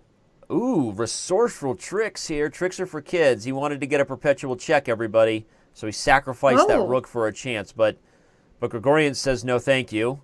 Now Nakamura must save the rook. Grigorians is still better, but you're right. This is heading a direction where you feel like something slipped there in his grip, right? Yeah, I think he was completely winning with a pawn up and that domination before exchanging his knight for the light square bishop of Black. And he still is, but even there, that was a move that I also didn't like. Play rook f3 first and threaten rook h3 while the queen was on the. He gave this sort of instinctive check, and now rook f3. And okay, this plan is still coming, but I think the queen on c8 would be. I mean, wouldn't I be taking? It feels like maybe this check was a little too kind of knee-jerk reaction. Okay, well, if Yeah, I Hikaru agree with holds you that this, he could have played this more precisely, but he doesn't have much time, so uh, this is the reason why he's not making the best moves. I was just going to say, if Hikaru holds this, a big part of it will again be because of time. I agree with you. So, okay, Grigorians is still up a pawn, and a pawn is a pawn, and here they come, right? Two versus one. That is how we get past pawns. He's going to advance and get a Hmm. pass pawn and get a new queen, everybody. So I Yeah, think this Sergey still goes poor on to win this. G7 bishop. Poor bishop. The other bishop was even worse, of course, but this G7 bishop is not doing anything either. Checktown. Yeah, Oh. Hikaru just throws in the towel there.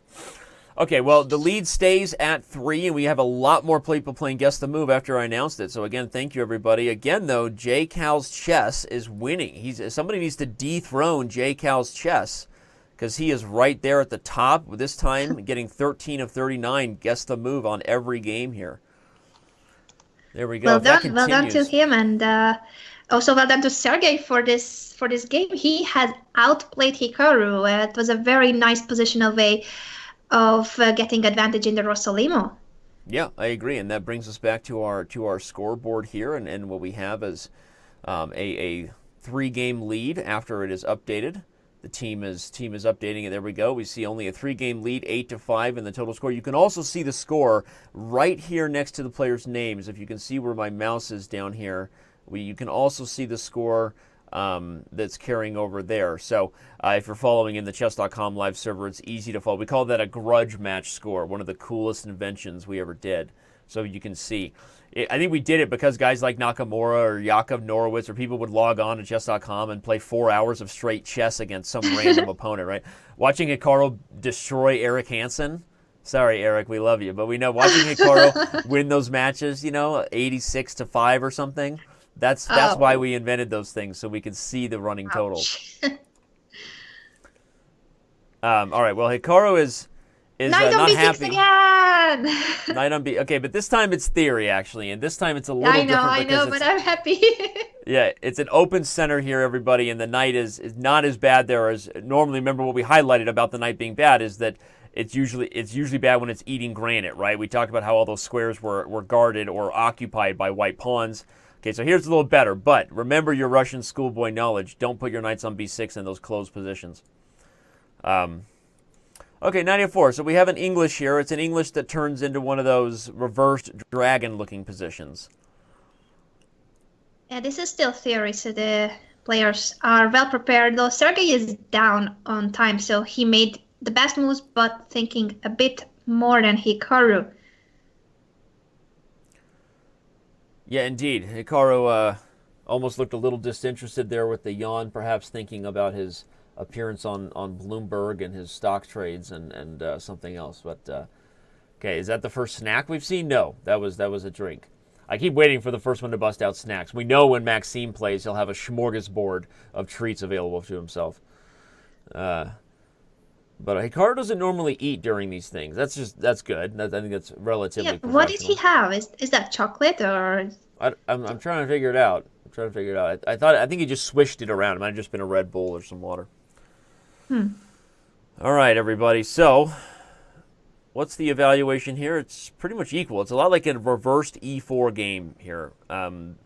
If you're a Sicilian player, you probably... Okay, I was expecting maybe C5 would have been very much like a reverse Maroczy bind. But Sergey elected not to play that. But in this position, it's not so recommendable with the fianchetto bishop. This G2 bishop would have been more powerful. Right. So Sergey trying to maybe launch a plan where this knight can come to E6 and eventually into the weakness on D4, but feels like White's a little bit ahead in the race for that kind of thing, right? Yeah, he wants to push D4, so Rook D1, and next move can be D4 already. And if the position opens up, then White will be slightly better. Well, I think Black is going to put the knight into D4, and the question is, how does White want to deal with that? No, he doesn't do it right away. Ooh, he's got a simply threatening bishop B3. Yeah, and Hikaru might have missed that. It's not, of course, it's not a difficult move, but he was somewhat surprised by the sight of A4. Well, the chair shuffle tells us that, right? A little bit of Also, all right. I missed that. I need to buckle up here and sit up. So he does that. He's been And rocking the now head c5, cradle look at mostly this. today. This is Russian technique. Look at that. He's trading off his bad bishop, his bad dark square bishop to ensure... He gave up a pawn in order to give up that bishop and get the d4 square. So he prevented the d4 push. And now he has a better bishop and active pieces. So that was for the sacrifice of a pawn. I agree, but I'm worried that, okay, I mean, if he allows d4, don't be surprised if Nakamura... I almost thought maybe he should have just gone for it, but... I didn't like queen d7, yeah. but maybe he had to go for this in order to play rook c8. Still, if you have to do it, then the pawn sacrifice was good. Exactly, yeah. If he's allowing d4, then the whole thing was bogus because, as you said, the whole point was that black had a grip that he no longer has. Yeah, white's up a pawn. It's not the cleanest pawn you've ever had, at least not right. Oh, look at that! It's such a good move. He's going to relocate, eliminate black's bind, and you saw Sergey kind of shake his head as he's doing now, frustrated with his approach to this position. Yeah, it's understandable. This is just a bad position with a pawn down, and he's down in the match. So yeah, we're back to a 3-game lead. So he still has never crossed that. We've never, ever seen a comeback line of 5 games, but he's teetering on the edge, right? Yeah. He's teetering on the edge with about, how much time do we have left? About 25 minutes in the 3-2 portion. So, sometimes these first-round matchups with the qualified players are a little bit lopsided, I guess. I mean, of course, these are super, super strong grandmasters like Grigorians, but when you're going up against the world's best, sometimes it just gets really hard in a match setting. It's not an open Swiss format where you're changing opponents. It's one man who you got to take on, and that can be real tough. Yeah, that is really tough. You got the point that in an open tournament, if you lose a game against a strong grandmaster, next game you will have somebody weaker. But here you face the same beast every game. Yep, and a beast they are. Now we've got title players all up in the Guess the Move. Love that. Grandmaster Jopi. I love that. National Master Penguin Ninja. I love that. So tons of players. Someone did dethrone the man who I was talking about. Is not even in the top 10 this round. Sorry, buddy. Not trying to pick on you, but I did. I ruined your dominance. VPanda64. You've been pretty consistent at Guess the Move. Shout out to you, buddy. So if you log in to Chess.com and follow the games live, you can guess the moves before the players play them. And we have a Berlin. At this point, we can probably guess that the Berlin might be coming in some of the cases because we've seen it a few times now. Hikaru Nakamura's camera dropped there. Hopefully he can be reminded of that. But Anna, what do we think? What does Sergey need to do to change the tempo of what we're watching? Is it possible? Good question. I think the opening choice is fine because he was getting good positions from the Berlin. And in terms of the match, play faster because he's getting really down on time. The problem is that with this match, the match format is that the more games he loses, the less confident he is. And that means that he's going to play even slower because if you're not confident, you just cannot make quick moves. Right. So difficult. He has to somehow forget about the result of the match and play faster and play confident. Yeah, agreed. And emotionally getting a hold of yourself is difficult in these settings. We say it almost every match as we start to see it slide away. When the players are really equally prepared and you got one blow, the other person delivers a blow, you don't see it as much. But whenever you lose a few games in a row, it's just not fun, right? I mean, emotionally it hurts. And in a real tournament, you would have a day off, you take a walk on the beach, you do something. But here you're sort of chained to your chair via the rules of Chess.com, right? The brutal rules of our format. And not a lot of time. You got to be able to pull yourself together psychologically, speed up, and do those things Anna's saying, without the ability of someone to remind you or to take a break and refresh yourself. So. Yeah, exactly. You are right. Of course, Mike is here once again with some great stats, and he's reminding us that while we have seen many draws in the 5-minute plus 2-second blitz games, here there are 0 draws, and every game has been won by white. So that's good news for Sergey if he can win this game and not lose the next one. That would be the way to change this formula and not always give the victory to white. That's true. Well, he's got to win this one first to avoid falling into that 5-game hole. Yeah. He's done well in the Berlin. I kind of like the way this Berlin is headed once again for white. Yeah, with the f6 square available for the knight, and this knight maneuver not allowing bishop takes f3. Yeah, this is. I almost feel like Hikaru maybe should have taken last turn while he had the chance, but he didn't. He played rook to g8, hoping to get the open lines for the rook and bishop. But now, Grigorians has put the kibosh on that, guarding g4, and I think even moves like f3, kind of anchor it in, knight to g4, king f2. Just look at that, right? It's like a super solid brick wall. You got this brilliant pawn on e5. I like Grigorians to win this one. I think f3 is the move that makes the most sense, and then start to bring pieces out. Yeah, I think he has great chances. He went for rook d8 and knight g4, which is also a great plan. Of course, he has multiple ways of playing this position, but maybe your f3 move would have prevented bishop e4, that's which is partly a way of why it's a common idea here. Usually, it's not a move I came up with on my own without seeing it before. This is a common thing. When the knight comes back, they play f3. Yes, you're putting your pawns on light squares that are potential targets to this bishop, but that's such a long-term issue that it rarely becomes a reality. The white king, it gets active.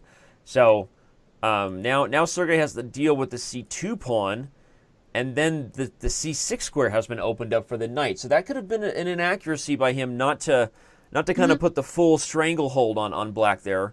And now he's taking his time. So if this one doesn't work out again for Grigorians, he may look back and wish he played this move. True. I agree with you that now he regrets not having played f3.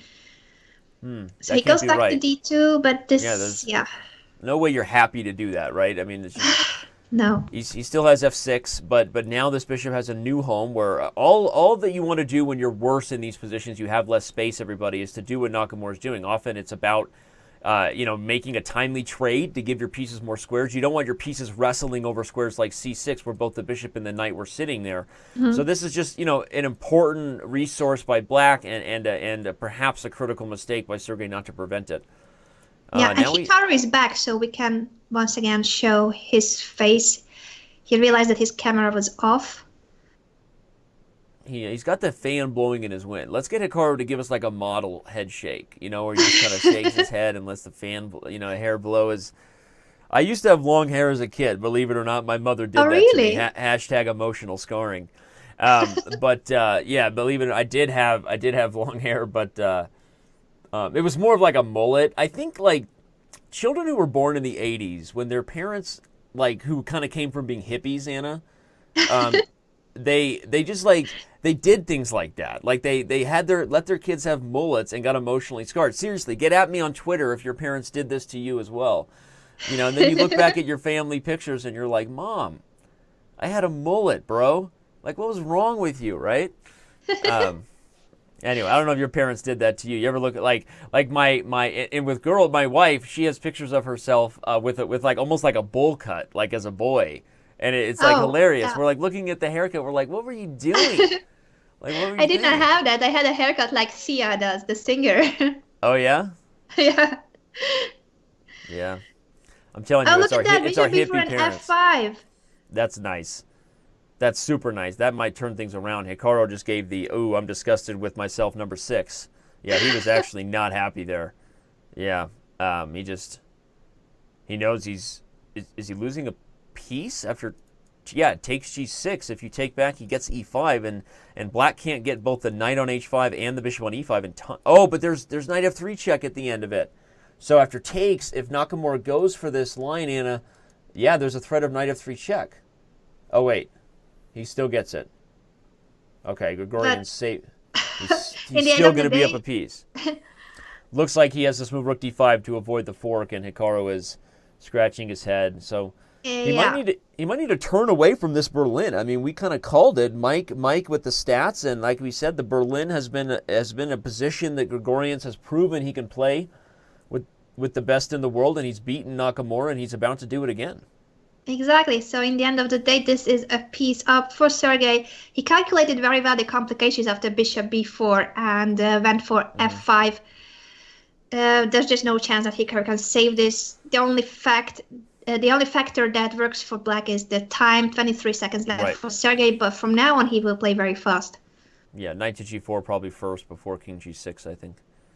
Yeah, he does it. Yeah, I think he'll win. And I think that if we were assessing the overall match direction here, Anna, real quick, I think we'd say that Sergey has done well with e4, right? Remember, before this nice win in the Berlin, he won in the Rossolimo. And before that, he won in the Berlin. So with this e4 approach, I wonder if he's regretting this sort of d4 approach he had early in the match, right? I mean, he's won several games now as white.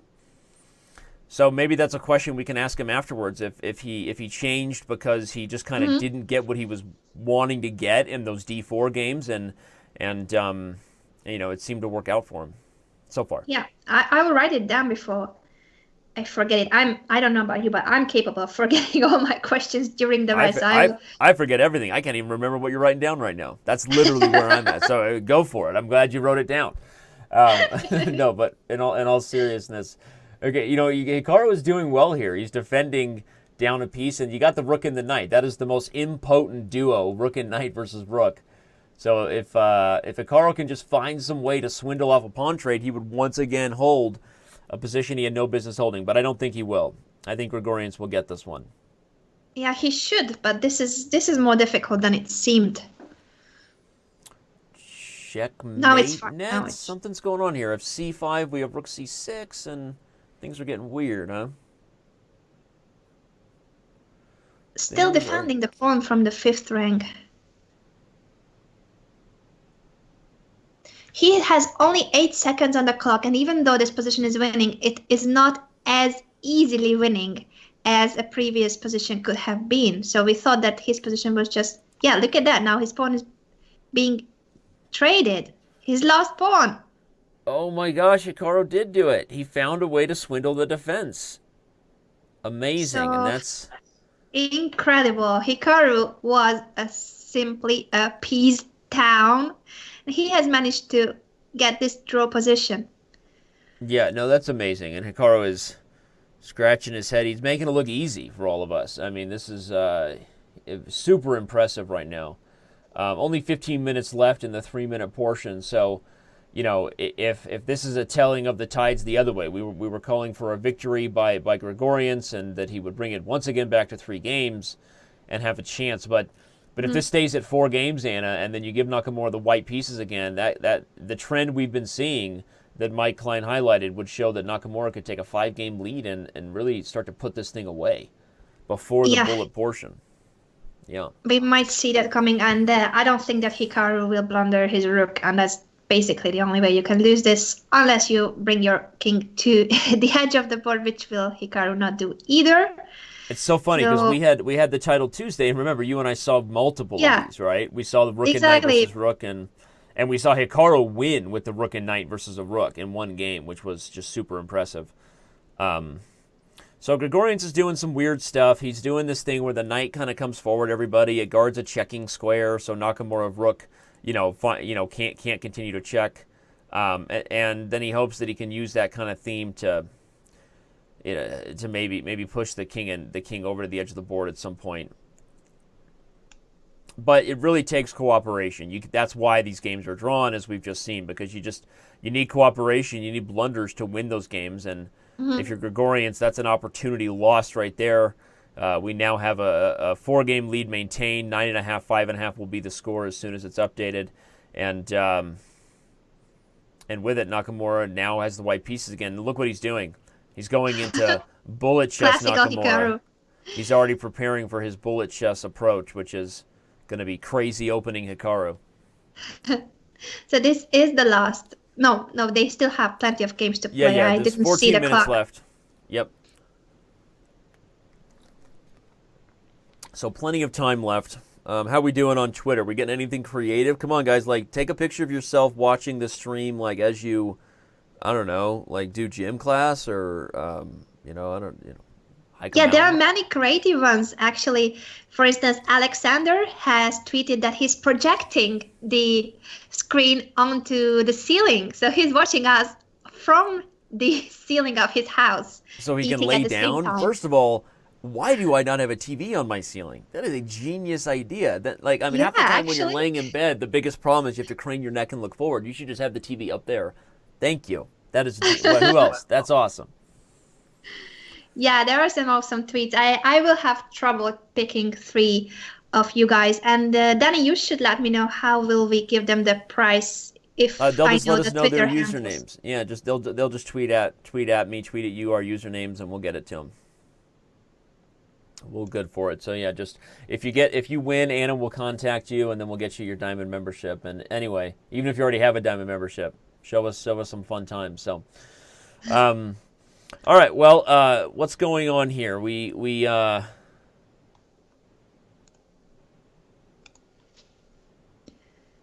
have a new opening, not a King's Indian attack, right? Yeah, well, all new opening of Hikaru starting with B3. And this position has actually transformed into something looking very traditional. Yep. Um, and it's almost a Maroxy bind for white without the pawn on e4. But Hmm. if black can do something before white completes a full strength hold, maybe black wants to strike with d5. But the problem is then knight a4 comes in with tempo, and probably there's some weaknesses on these dark squares here. And maybe that's why he plays queen Yeah. b8. He wants to get the queen away from being tempoed so that he can try to do something here in the center. Um, Yeah, I Look was at the going to time. say the same that you mentioned that even though black's position is comfortable, it's not easy to do something because d5 is always weaken the Mhm. c5 square. So he goes for c5, but what's next after Yeah, this move? and now we have the d5 square, and the odd thing I was saying is look at the time, not because one player is under time pressure, but because Nakamura hasn't even used this. He's used 2 seconds total in the game on move 18. So he's playing very very fast, uh, and Grigorians has some issues to figure out here. How do I deal with the coming threats Hmm. of d5 occupation? I don't know. I mean, I was just asking rhetorically because I don't know what black is supposed to do here. Um, Well, if he no, can trade many pieces, then it won't be that bad. So, yeah, I was just gonna say maybe he goes for knight e4, and as long as there's no tactics once the king gets g7, because white can capture on g7. The king will be there on a diagonal, but doesn't like there's any tacticos there, so black is doing okay. Um, Knight e4 looks like a decent move. Hikaru mhm. not quite getting anything concrete now. And what does he think about that? What does his face say? His face says he still thinks he's better, for sure. And now maybe he tries to open things up. Yeah, there was the head bob. He might even go for g4 now. I'm wondering if Hikaru Oh, he's going to play king f2 and g4. I almost think king f2 and g4 was better. And look at all of black's major pieces stuck on the queen side. I would have yeah, loved to have we seen king could see f2 that and coming, g4. and that's not a joke actually. The white can go for king f2, g4. You are Yeah, completely right that all the black pieces are stuck on the queen side. yeah.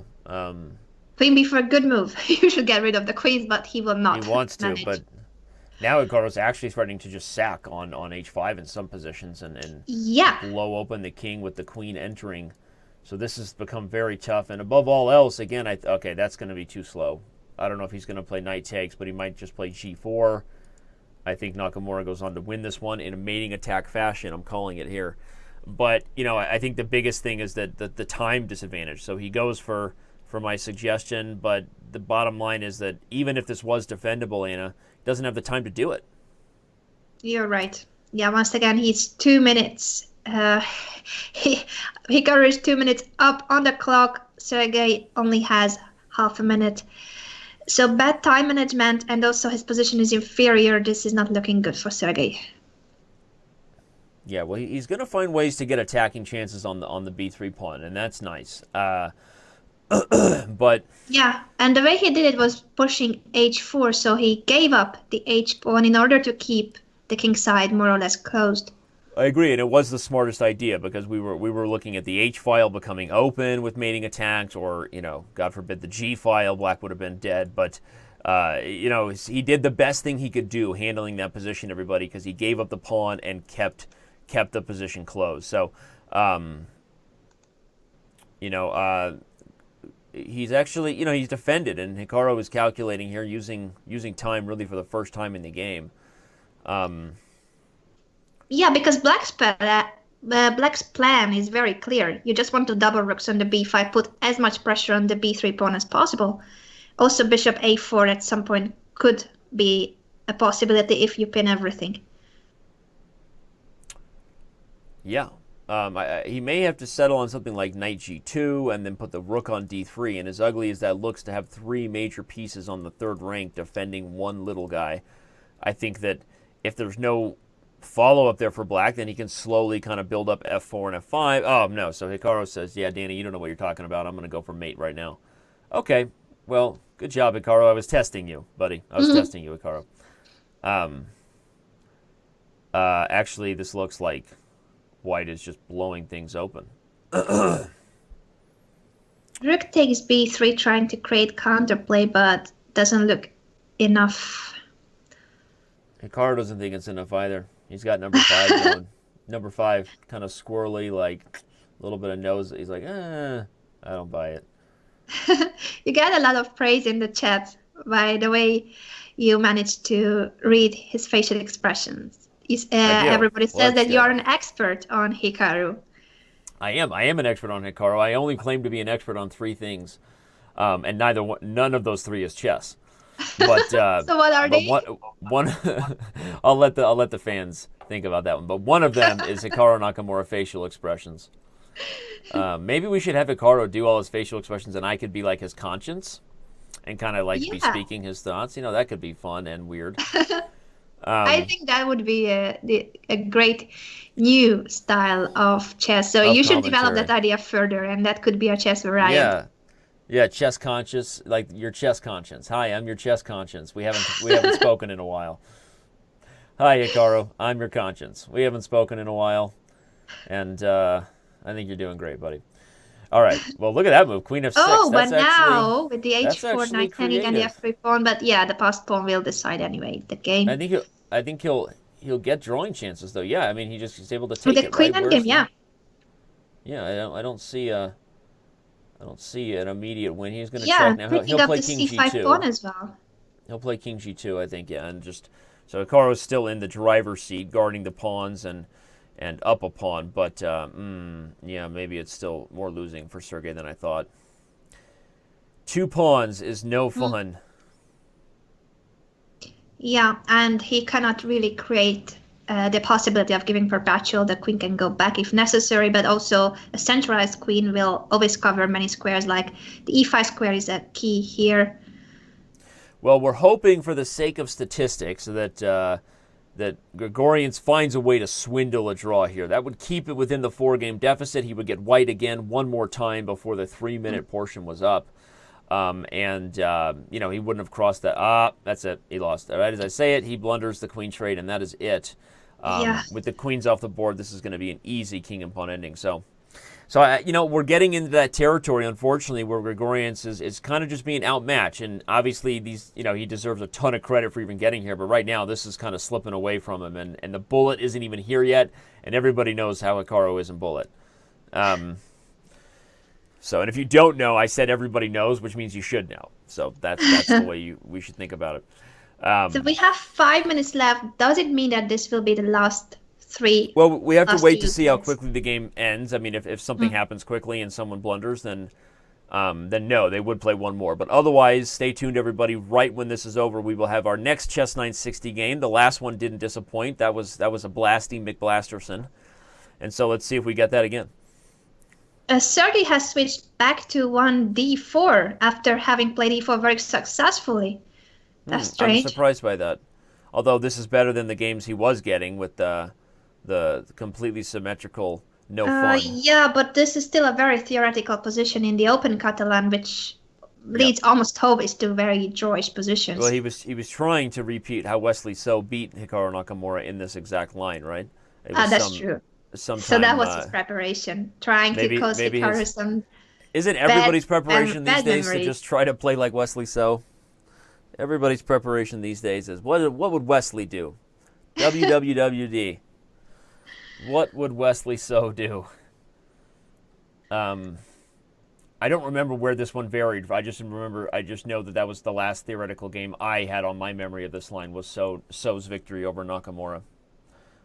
I'm not sure either. I know the game you are referring to, but I don't know if they are still following it. I think they do because this is a very theoretical maneuver. The queen coming to b5. So the point is that black has an awfully ugly pawn structure on the queen side, but Yeah. he was a pawn up. And now with queen b5, he's trying to straighten his pawn chain. Right. So no longer up a pawn, but has healed his structure. That's what black has done. And the a5 pawn is overextended, so there's some issues where this pawn may come under fire in some lines. If you play b4, maybe b4 is weak. So in a perfect world, white would be developed and get the c-file and grab the initiative, but this is one of those things where both sides are kind of like one move too short of a perfect setup, Anna. Yeah. And Sergey is thinking a little bit here. Hikaru Nakamura is up. Hikaru Nakamura currently has more time than which he started with. He just crossed under the 3 minute. Oh, he's got Hikaru number. You see that? He had Hikaru number 7. The look away. Did he? Yeah, look away over the shoulder where he knew he's better, but he's trying to remember theory.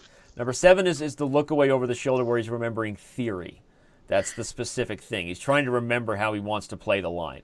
Oh, okay. Which one was that? He made like Taylor Swift and he shook off. I think he just listened to some T Swift. No big deal. That's something new. The Taylor Swift look. The Taylor Swift shake it off look. All right, yeah. Well, really, he was upset, everybody, that he played rook c8 and then had to play rook a8 to guard the a6 pawn, and suddenly white has achieved the goals I was kind of talking about. White is ahead of the game on the c file here, but hold the phone. Yeah, with that trade, now it's will white get more pressure before black gets the king here? And I'm going to guess no. I mean, Grigorians, I'm starting to learn his facial expressions. I think he's calculating now, and I'm not sure he's thrilled with the timing of this position, because here comes the king run by Nakamura. And I actually... Yeah, he can't break his knight. The problem is that he'll never get knight b4. Yeah, he's several moves short there. Now Nakamura has choices. Do I give up c7 for a5, or I think probably just forget about that and bring the king? No, I'm wrong. He decides he does want that, and he guards the c7 pawn with rook a7. That's creative. Yeah, just to tie down the knight to the b3 square. Yeah. Look at that. A knight once again breaking the Russian schoolboy. Uncle Yermo must be freaking out right now about this match. I mean... He must just not be happy with Sergey's willingness to break that Russian schoolboy. And on that note, we are, speaking of willingness, we're willing to move on to 960. It's time. I'm going to let the players know that this will be their last game. So this is likely to end in a draw. The position doesn't seem to be advantageous for anyone. Let's not forget about the time situation. Sergey is down to a minute. And Hikaru always has 2.5 minutes on the clock. I don't know how he does that. It doesn't matter how many moves he has made. He always has time. It's magical. I agree. I told you I have had theories. I am yet to be proven on this that Hikaru Nakamura is indeed Hiro Nakamura from the show Heroes. And he lives in a time travel warp, and the rest of us are just trapped in it. So he's constantly up on time because he's almost cheating. You know, he's up on time and also time traveling. From the camera. Yeah, I mean, he's time traveling. So, I mean, notice that my suspicions, right? He just disappeared from the camera. He just went to time travel. Hikaru, get it together, buddy. If you're going to keep your identity a secret, you got to be a little more cautious than that. All right, but no, he still has a ton of time. White lacks a concrete way to increase this advantage, despite the good knight. But I do like. Oh, he takes it. He didn't like the idea of letting Sergey keep that knight either. Goes for the rook ending. But white's a little better here. I mean, if you trade rooks now, Hikaru has already traded from one rook and pawn ending into a lost king and pawn ending. We'll see if he does it again. I think now he's more cautious about entering pawn ending. Yeah, a little more cautious game. about doing that. Okay, after the king moves, he'll play h5, and then it's okay. h5 or not, he's going to completely lock up the position, and we will have a draw. So indeed. Yeah, the only target would be the g6 pawn, but then rook g8. Even though it's passive, there's just no way to improve the position. Sergey is trying with e4, but it still doesn't lead to a position that he can break. Yeah, I mean, black can just like sit with the rook on the most passive squares possible, and Hikaru's doing that. Just rook g7, rook g8, and Bob's your uncle. It's over. And I think we will just see a draw. We will see a 5-game lead for Nakamura heading into the next Chess 960 battle, which will be now Nakamura will get the white pieces because he was black. He is currently black in this final 3-minute game, everybody, which means he will get white in Chess 960. So we'll see what our senior editor, Pete, has in store for us. I'm excited to see this Chess 960 position. And Hikaru is back from his time travel, so we can see him once again. Travel. The jig is up. He got caught. That's right, buddy. I'm on to you and your time travel, always up on time on the clock on Chess.com. I'm tired of these shenanigans. All right, well, this is just a draw. They're boring. Right now they're boring us, so let's come up with some jokes or something. Well, let's remind people. All right, no, Chess 960. Yay, here we go. Zero was agreed. Yes. All right. So again, if you're with us, everybody, so the end of the 3-2 started with a 5, or it ended with a 5-minute deficit, I should say, for Grigorians. Hikaru Nakamura takes a 5-game lead into the bullet, or at least into the Chess 960 battle, and now we get random chess. So do we need to explain the rules of Chess 960 again for if there are newcomers who are new to chess? Chess 960 is official let's random. Do it. Also, I'm still puzzled by what happens with the king on g1. Now there's no castling. No, there is castling. You just put your king on h1, and the rook will go to f1. Okay, so that's castling. That's castling. So no matter what, unless the king and rook have moved, breaking the traditional rules, or unless there's a check or something, right? I mean, other than traditional rules, there is always a way to castle regardless of the piece setup in Chess 960. And if you're wondering how, everybody, again, you just put your king on top of the rook. And the king, that's how you physically do it, and the pieces will move. So, and he may even do it on the next move. We'll see if he decides to get castled. It would kind of make sense here to Rekharovka, Korotskaya Rekharovka. But then if you castle, the h7 and the h2 pawns will be pretty weak. So, on the other hand, how do you activate that rook? This is such a weird position. He may decide to mix it up. Maybe he plays h4. You could be right, and he decides, hey, what? Oh, there's no rook on a1. Look at my brain, right? I'm used to playing normal chess, and I'm like, what? Like he blunders a skewer of the queen and rook. Oops, there is no rook there. This is Chess 960. Okay, I still expect one of these players to get castled at some point as soon as they're done fooling around. By the way, those of you here in the chat who are worried about Sergey that the match is already lost, he still has quite a lot to fight for because the prizes are divided depending on the percentage of the points they score. So every point matters. That's a great point, and again, everybody, the big thing is, obviously if what we expect happens in the remaining portion of this match, and Nakamura moves on to face the winner of Fabiano Caruana and Ho Yifan, Grigorians could still take away several $100s more than he might take, and maybe even, if he went on a tear and won the bullet portion somehow, that could deliver some more cash in his pocket, which is fun. I think more tournaments should do that. Instead of having just prize funds. I know I'm obviously touting my own system here, but why don't over-the-board tournaments also prevent Grandmaster draws in the only way? Anna, money talks, and we know what walks, which is... I think you're completely right. You are totally right that this system of giving out prizes in terms of the percentage of the players that they score, of course, there's a fixed price plus this percentage depending on how many points they score. So I think it makes a lot of sense. Well, I guess the Grand Chess Tour does it now, right, in terms of the overall point standings, one turn after another, but in terms of tournament to tournament, that isn't necessarily the case, right?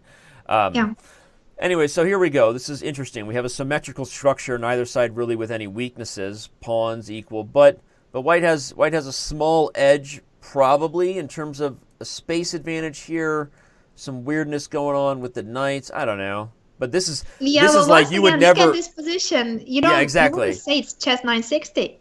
I was just gonna exactly. This is once again, as you said, it doesn't take long for it to look like a normal chess game. And okay, right after this we will have one more break and that's it. Getting set for the next time control to start here. Bullet. The bullet portion. You guys should predict in the chat and also on Twitter if you are tweeting with the hashtag #SpeedChess. How do you think Sergey will do in bullet? Because in theory, that's the best for Hikaru, isn't that? He is considered to be the best bullet player in the world. We could argue whether it's Magnus or Hikaru, but certainly that's number 1 and number 2 spot in terms of bullet and also, well, on the Blitz rating list. But bullet, especially online for Hikaru, that's something that he is the one who created bullet online. For sure. He's probably played more bullet games than I've played, like, of all other time controls combined. I mean, he's played more.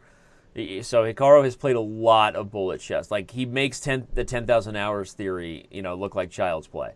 He has spent a lot of time playing bullet chess. I mean, honestly, it may not be healthy. I mean, let's be totally honest. How much time he has spent playing bullet chess. So, but okay. Hikaru is very good at what he does, and we'll see how Sergey holds up and stacks up in the fastest time control of the match. All right, well, the knights are going to be all that's left, I'm guessing, after a big trade here, Anna. Rooks on the open file are coming off. Oh, nope. Denied. I was wrong. I think Hikaru did that on purpose. But he's actually got a threat there, everybody. The reason is that there was a threat of knight to e6 Forktown. But actually that really makes a lot of sense, jokes aside, about why Hikaru did that, because now that there's some open line weaknesses, he's going to switch to the d file with tempo. And black's and the rooks are kind of silly. Useless for black. Yeah, exactly. Yeah, they're silly over there. I agree. The funny thing is that the black knight is also coming to c4, so there will be a similar setup. Those are the outposts for the knight. Where's Hikaru again? He's traveling all the time. Yep. Pete in a conversation with Peace555 in the game chat with quoting Goodfellas there, saying that Danny Rensch is funny like a clown, like he amuses you. That's right. So anyway, that's a Joe Pesci line. You're not going to get a pop culture reference by me. Nice try, buddy. All right. So yeah, now Nakamura is really bringing the heat because the king has kind of wandered into open territory. Trouble. F4? Can you say F4? Trouble. Yeah, he wants to go knight c4, so there is no immediate win because the rook will be hanging. But this feels like trouble. Yeah, it feels like something has gone wrong here. So I forgot to say the funniest thing. My 8-year-old last night, Anna, you'll love knight this. Knight f6. Look at that. Sorry, then you have to tell me. But what? Oh, he's just going to win the knight He's going to win the rook. Win it back.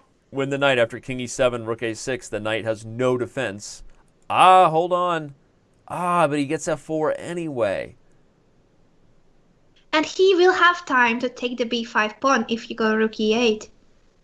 Yeah, it's going to be a winning rook and pawn ending, not a rook and pawn ending that has too much drawing chances. And if we look at the clock, Grigorians is surviving only on the increment currently. Well, but now,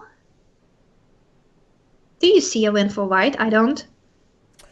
Okay, quick line. If takes everything, do I have rook c5? Just throwing it out there. No, I don't. Okay, Hikaru says no. I thought maybe there was some weird way. No, duh. I mean, he has a pawn up, of course, but I thought that Hikaru might have had something more with that suspicious e-file.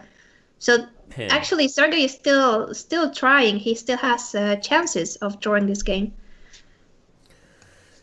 Yeah, he doesn't have a lot of time on the clock to draw the game, but if he can find a quick setup. At this point, you have to be doing two things, which is why it's so hard to be under time pressure, everybody. You have to play accurate moves with what's in front of you, clearly, as in every chess game. But Sergey has to do... he's just so short on time.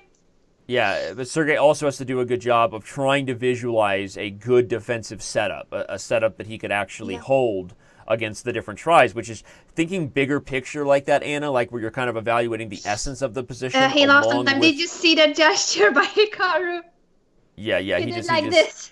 As soon as he won, Hikaru immediately jumped out of his chair. Once again, he enjoys his break. We will remind Sergey 3-minute break right now, and the Chess 960 portion is over. But what I was saying, Anna, is it's so hard, like under time pressure like that. When you're winning, it's easier. But if you're defending, You have to think about the big picture goals of what is the ideal defensive setup and make accurate moves against. It's just so hard to do that kind of critical Yeah, thinking, yeah. without any time.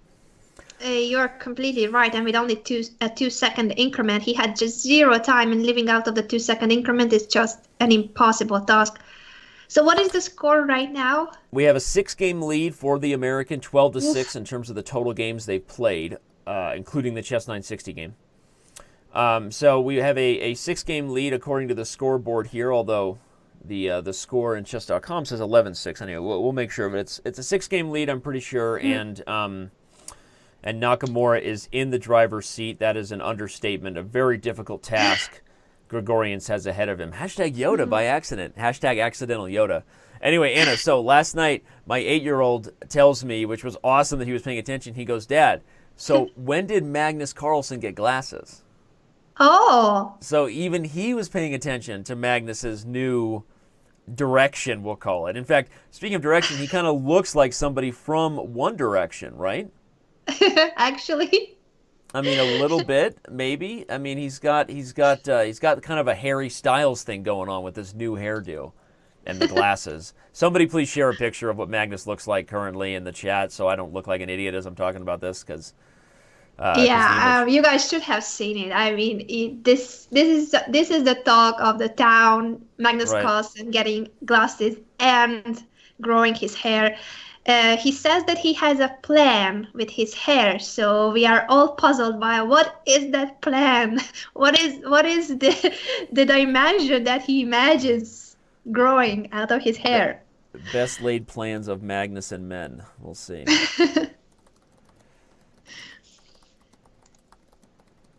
And we are getting some more pictures. So guys, if you haven't tweeted us yet, use the hashtag #SpeedChess. Take a picture of where you are watching the match from. Is it a mobile device? Is it your laptop? Is it the TV screen, your computer? Are you at work? Are you at home? Is it during the day? Is it by night? You should let us know where you are watching from by using the hashtag #SpeedChess. And we have 3 winners at the end of the show. I shall pick 3. It's going to be a very difficult task because there are so many great photos, so keep them coming. Hashtag #SpeedChess on Twitter. Indeed. I can't wait to see who you choose as winners. We'll review them. And it looks like we are getting set to start the bullet portion, and this is the final half hour where the gloves, as if they've even been on, they really come off now. And the bullet portion has begun. Yeah, this is going to be very interesting to see whether Hikaru can increase his advantage even further. I think he will. The question is by how many points. But according to Mike, this will not be the largest win in history. Magnus won 21-4 in the opening round last year. That's right, and it was mind-blowing. Tigran Petrosian, not the late world champion, but the new Tigran Petrosian, was awesome in the qualifier and did so great. And when you go up against Magnus, I don't know, things just don't always work out, and when you play Magnus Carlsen. And so as far as the time goes, we have, again, the match clock is ticking. We have just jumped in here. The 30 minutes remaining in this match will be all bullet, all fun. So if you've been with us for the whole show, first of all, I love you. I mean, really, I do. I mean, thanks for the support. Everybody who's now followed our channel, make sure you stick around and look for those alerts. Obviously, we have a lot going on Chess TV, but we also have the next match going down with Sergey Karyakin and Georg Meyer on May 24th, followed immediately. That's why I have to say it, because there won't be a lot of time to talk about the next match, and that is, of course, Anish Giri and Wesley So. I just cannot wait for that. Wesley is so good right now, I know that, but I feel like Giri's rapid skill... I got to take Wesley as the favorite in that match real quick, Anna, because Wesley's also played a lot more on Chess.com than Anish has. I mean, I think that Wesley is a favorite. By the way, have you done your brackets? I didn't fill out my bracket in time. Danny? I was silly. I was traveling yesterday, and I'll probably cheat and let them enter my bracket afterwards. I mean, spoiler alert, I would have taken Nakamura in this match anyway, so I would doubt. I mean, how many people took Grigorians in this match against Nakamura? Nothing against Sergey, but obviously we're dealing with Hikaru Nakamura here. Yeah, of course, Hikaru is the heavy favorite. I So have done my brackets and I picked Nakamura, and Okay. also I picked Wesley. So yeah, we will see who is going to win. It's going to we be need it's to going do to be that. great to watch. We need to do another bracket challenge. Let's see it. You got to send me your bracket. I'll do my bracket. I would have had Nakamura today anyway, so I'm a little late, but I'll do my Sure. bracket. And Yeah, and then we should do a bracket show. You are right. yeah, that'll be fun to break down the matchups. All right. Well, he's keeping up with time right now. Sergey is, and in fact, this position is wild and weird. But okay, X's and O's. I do like white. Yes, I do. I mean, Black's king is wide open. I think. I do like white as well because Okay. it feels like there's something concrete, but in the end of the day, is it enough? I was just gonna say, here comes D5, and this is gonna be that was like a Yeah, honey badger after move. D5, yes. Boom. I was looking for D6. the way to break through. I think he had D6 with a mate coming on E7. He didn't go for it. That's what I would have done. Probably. But okay, he still has the pressure, and even with only 12 seconds, it doesn't matter because his opponent only has 4. And Yeah, Sergey has a bad position. I mean, sorry, no, he has a good position, but he's going to lose in time. That's what I was going to say but there. maybe he's not. He's riding on the increment. He's doing it.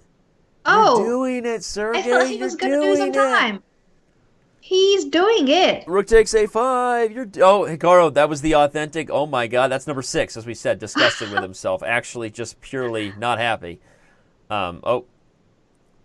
But he gets G2 and he hopes for a draw. No, he can't take it. He's got to try to do something with the king in the open board. But Sergey's going to strike first in the bullet. Ladies and gentlemen, don't go anywhere. Incredible. You wouldn't want to And be the one who completely missed the most epic comeback of all time. Wow. I completely forgot that they have an increment. I thought it was just 1-0. That's why I was saying that he's going to lose on time. So how many seconds are the increment? 1-1. Only one. Yeah, one. And he managed- he Everything else is managed to- 3-2, but it's 1-1. Yeah. Wow, he managed to build up quite some time. Yeah, and he wins, and he strikes first. And on that He note, the wins score is in now. bullet against the best bullet player in the world. This isn't over. Let's see what happens. All right, so we're back to a 5-game lead. We know that usually the bullet portion has about as many games as the other 2 sections combined, often, and so we'll see how many games they get. But certainly Sergey needs a lot of games and a lot of points in order to come back. And now he's playing black against Hikaru Nakamura, and that's never fun. In fact, this already looks. Things are getting a little weird here. What? Oh, Ooh, he's got a weird idea where he sacks a piece temporarily, but that bishop on c4 is not going to be able to save itself and keep yeah, the... 2 pieces hanging at the same time, so he's getting it back. Ugly pawn structure, but active pieces. Yeah, and a And backward after pawn C5, yeah, not Ooh, allowing C5 black to was develop. just a bad move, yeah. Yeah, it would have been a good idea if you can hang on to the pawn, but after dropping it, Yeah, Hikaru not happy there. Quickly, just kind of be like, all right, it was he's a totally confident. confused after He's actually losing a- that game. Yeah, he's confused after losing the game, and I think that he was also. He kind of shook his head like he knew he was frustrated with himself, but that was a little bit of a I'm going to get it together, just advice to everybody watching. Like Hikaru was like, all right, come on, Hikaru, focus here. So expect him to kind of start turning it on now. A little bit like, okay, got to get in your body here. Wow, Sergey Grigorians. We thought that he had no chance at all in the match. Chekaruski, Sergey Town, population, don't blunder. Oh. And he blunders away the game. But I told you that confident head shake was Hikaru like, all right, stop messing around, put Yeah. away this match, and he immediately started playing very, very well, despite being down a pawn there. He outplayed Black. Yeah, he's doing it. He's getting this game. Wow, this was just. Hikaru turnaround. seemed to be in trouble, and then he managed to pull himself together, and Sergey missed this knight trick. Also, this could be the first. I mean, this is really going to challenge Mike Klein's his stat prowess. I think could be the first one ever where the winner wins the game with more time on the clock than which he started with. Yep. Look at that. Ooh. All right, Mike, that's a challenge for you. Go see if I'm right about that, buddy. Is that the first time someone has won a game with more time than which they started with in one of these blitz battles, speed chess, this format that we do here? I'm curious. I don't know how he's going to find that out, actually. He either knows it or he doesn't. Or he's going to say he figured it out, and I'm going to believe him, which happens all the time anyway. I mean, I'm sure most of the stuff he tells me. I think he already has his answer. Let me see it. We'll see. What did he say? I don't know if it's his answer to this one, but he says you forgot Lasker versus Lasker in 1919. What did I forget? Lasker versus Lasker in 1919. I have no idea. I don't even know what that means. I think he's just... Is anything Mike Klein enjoys more than the love he gets for being Funmaster Mike? It's delivering a stat that blows people's minds. And being a little bit more on, he's just Mike is, I'll put it this way, okay? He plays fantasy baseball. Dun dun dun. Exactly. All the fantasy baseball players out there are like, what is that supposed to mean? What is that supposed to mean? I'm like, let me put it this way. Baseball is boring, and playing fantasy baseball takes the most attention for the 4 months of the season. By the way, I love baseball, but I'm going to be honest with you. It's not as fast paced. I mean, chess is more exciting than baseball. Yeah, I said it. Yeah, okay. I agree with you. And he's saying that, of course, he cannot research that, but he thinks he does remember it happening. He thinks it's happened before. Yeah, I wondered if Magnus maybe did it before or someone. But all right, here we go with the baseball stat. In 1997, Greg Maddux, blah, blah, blah, Mike Klein delivered a... Anyway, no, but seriously, baseball is Mike's specialty. He knows things that I can't even explain it. So he knows everything about baseball. So what about this position after G5? Look at that aggressive move.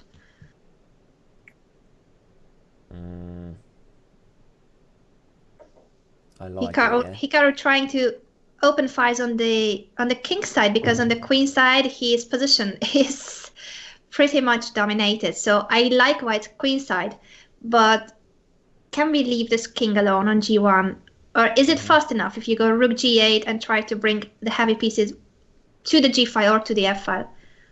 Queen F3. Uh-oh. Nice C4, though. Owie. Yeah. It's a fork. Got to play rook to D3. And then... Oh, no, he has another idea in mind. Very nice. No, he's going to get 1.5 million pawns. And does Sergey have a tactic? No, I don't know that he does. So somehow Hikaru swindles his way through that.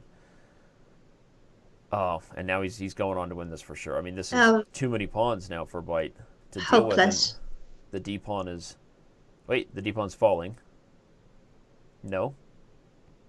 Yes. No. Yes. What? No. That was a weird approach there by Hikaru, but I guess he assessed that the queen side pawns would still be enough. He better run as fast as he can. I don't know that he calculated that accurately, because now, if those pawns are stopped, I guess there's just too... You know what it is? There's too many... There's pawns over here, too. He's just... Black has passed pawns on both sides of the board, H and A, and white just can't catch up to him. Yeah, for sure he had something better than this, but this should be good enough. Unless white manages to get one of the black pawns and sacrifice his knight for the remaining pawn. Yeah. Yeah, it would take a sacrifice that black didn't see coming. The corner pawn. Well, actually, no, I don't think he will manage, but he gets close to it. Yeah, he is actually managing. It looks like he held. Yeah, look, king e5. Yeah, no, he did. Yeah, the king is back, and he will take the pawn right now. Yeah. Wow. Ooh, okay. Well, that happened really fast. By Sergey. Yeah, and honestly, what's most impressive about that is not just the draw, but that he did it in bullet while riding off the increment. Right, Anna? I mean, he was down on time, and so Sergey's showing he can hang here with Hikaru in bullet, which is awesome. Yeah, this is a 1.5 so far in the bullet portion, so he's doing very well. By the way, have you realized that he has taken off his glasses? Oh, he did take off his glasses. I didn't even notice that. Good What does call. that mean? What does it mean? I mean, thank you, right? What does it all mean, Basil? Yeah, I don't know, but it's something for us to talk about that doesn't matter. # story of every one of my chess shows. But okay, now Hikaru is launching. It's kind of like a Tory London system, but the bishop's on b2, right? So he's going to play f4, and he wants to get a big attack. Oh no, he doesn't. Not now. He decides to transition into getting the bishop pair. Not going to get a checkmate attack anymore, but he does have the bishop pair. But it's not over. I mean, mathematically, this match is not over. If Sergey finds a way to win this match after holding that draw in the last game, Anna, this is, it's something that's going to hold our attention to the end here. You are right. This is not over. And in bullet, anything can happen. If you remember how Sergey started the bullet portion very confidently winning, and also in the second game he was winning. Yeah. If he did not blunder, then he could have won that game as well. So anything can happen. And he's playing well here. I mean, Hikaru is up on time, but no surprise. But he's poking at these weak pawns, and as you get these pawns to advance, they open up new weak squares like d5. I don't be surprised if you see the knights try to relocate and own this square. I like a4.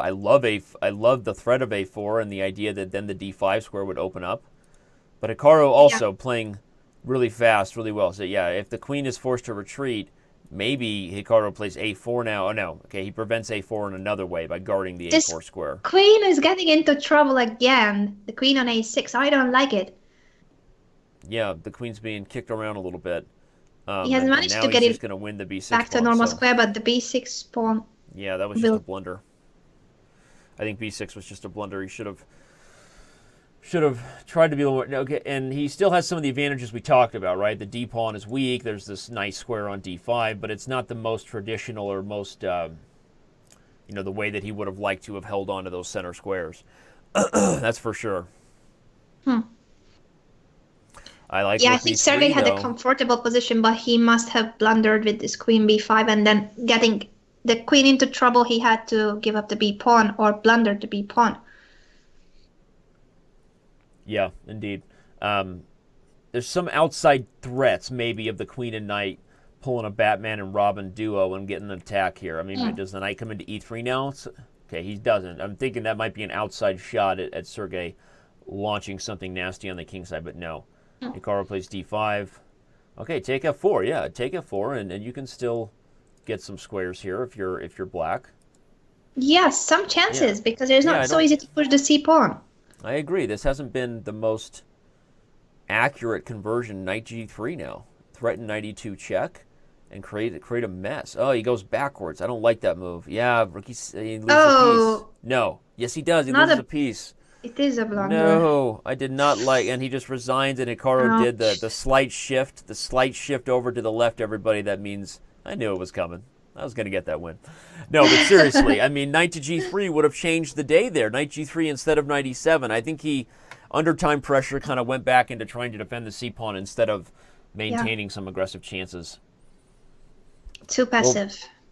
Okay, well, with that, though, I think we're almost in mathematical territory, to be, as much as I hate to say it. Seven wins, a 7-game advantage here with only 14 minutes left on the clock is just mathematically improbable. So Hikaru Nakamura is going to be the one who's moving on into the next round. And he's certainly moving. And he is going to face the winner of the match. If I'm correct, it's between Vasily So and Anish. No, that's Magnus's line. Sorry, I'm confusing the bracket. Fabiano Caruana or Hou Yifan. The winner of that match is going to face Hikaru. Indeed, and that's the next round as we see it already. Hikaru Nakamura will be moving on after today. I think mathematically we can pretty much call it. This has been awesome, but and don't go anywhere. It's not over yet. We're still going to have post-match interviews with both the players, get their thoughts, break down how they saw this match going and what happened. But there you see, Hikaru Nakamura is going to be moving on. The 3 seed takes care of business. He will, as we said, take on the winner between the 6 seed Fabiano Caruana and the 11 seed Hou Yifan. And that should be fun. That's not till August, but that's going to be a great one. Can't wait to see how Hou Yifan does in this format. I think that I'm going to make a prediction. I think Yifan's match will be the most watched match in the first round. Really? Why including do you think Magnus so? Carlsen's. I just think she's such a global star. I think the audience, from her home country, obviously in China. I True. think that I think people can't wait. I mean, she's the first female player we've had Hmm. in these events. So that matchup between Caruana and Yifan in August. Make sure you check the schedule, everybody. I anticipate that to be just a very, very highly viewed match. I think I might be more excited about that than any of the other first round matchups. Can't wait to see what happens there. Sorry to interrupt your excitement, Danny, but everybody is shouting at us that we should show the game because it's going to be over. We are showing the games. Everybody, calm down. We're Ah, also talking about other. No, I okay. wasn't. But I'm just telling them to calm down. Um, yeah. So this one is, but still headed in the direction that. The point is the match is just kind of mathematically out of reach. But okay, you're right. It looks like Sergey is doing well this game and maybe has a chance to hold. G4. Hikaru gave the slight nod there, like, okay, number two. That was Hikaru's slight nod, number two. Um,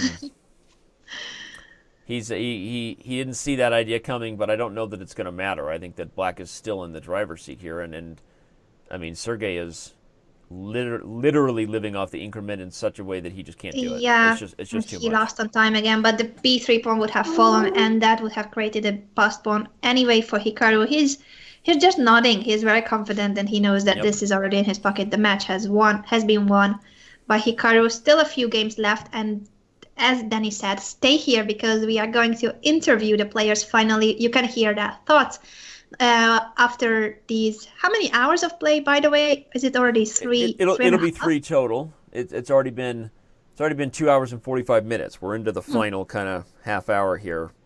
Um, so yeah, so we have an 8 game lead.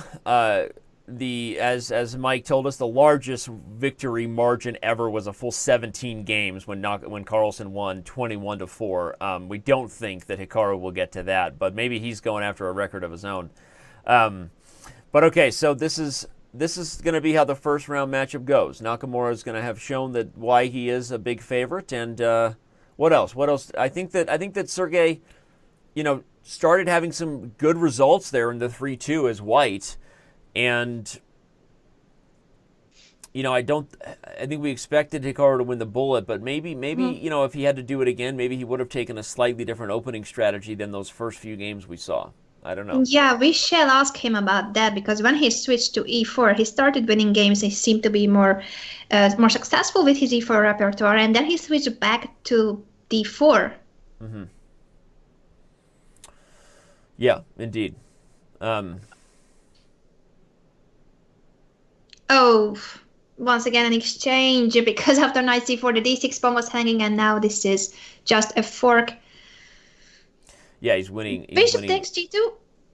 Yeah, but he's. Oh, wow. He's gonna win the. No, he's gonna go down a What was piece. that? He's gonna go down Happened a piece. so quick. It was a lot of gun smoke. A lot of gun smoke confused us, but really, when it clears, white is still just up a piece. Just a piece up for white. And maybe even sack the queen here. I almost would have sacked the queen just for kicks and gigs. But okay. Hikaru wins that one, takes yet another game from Sergey Grigorians, now with a 9 game lead with 9 minutes remaining.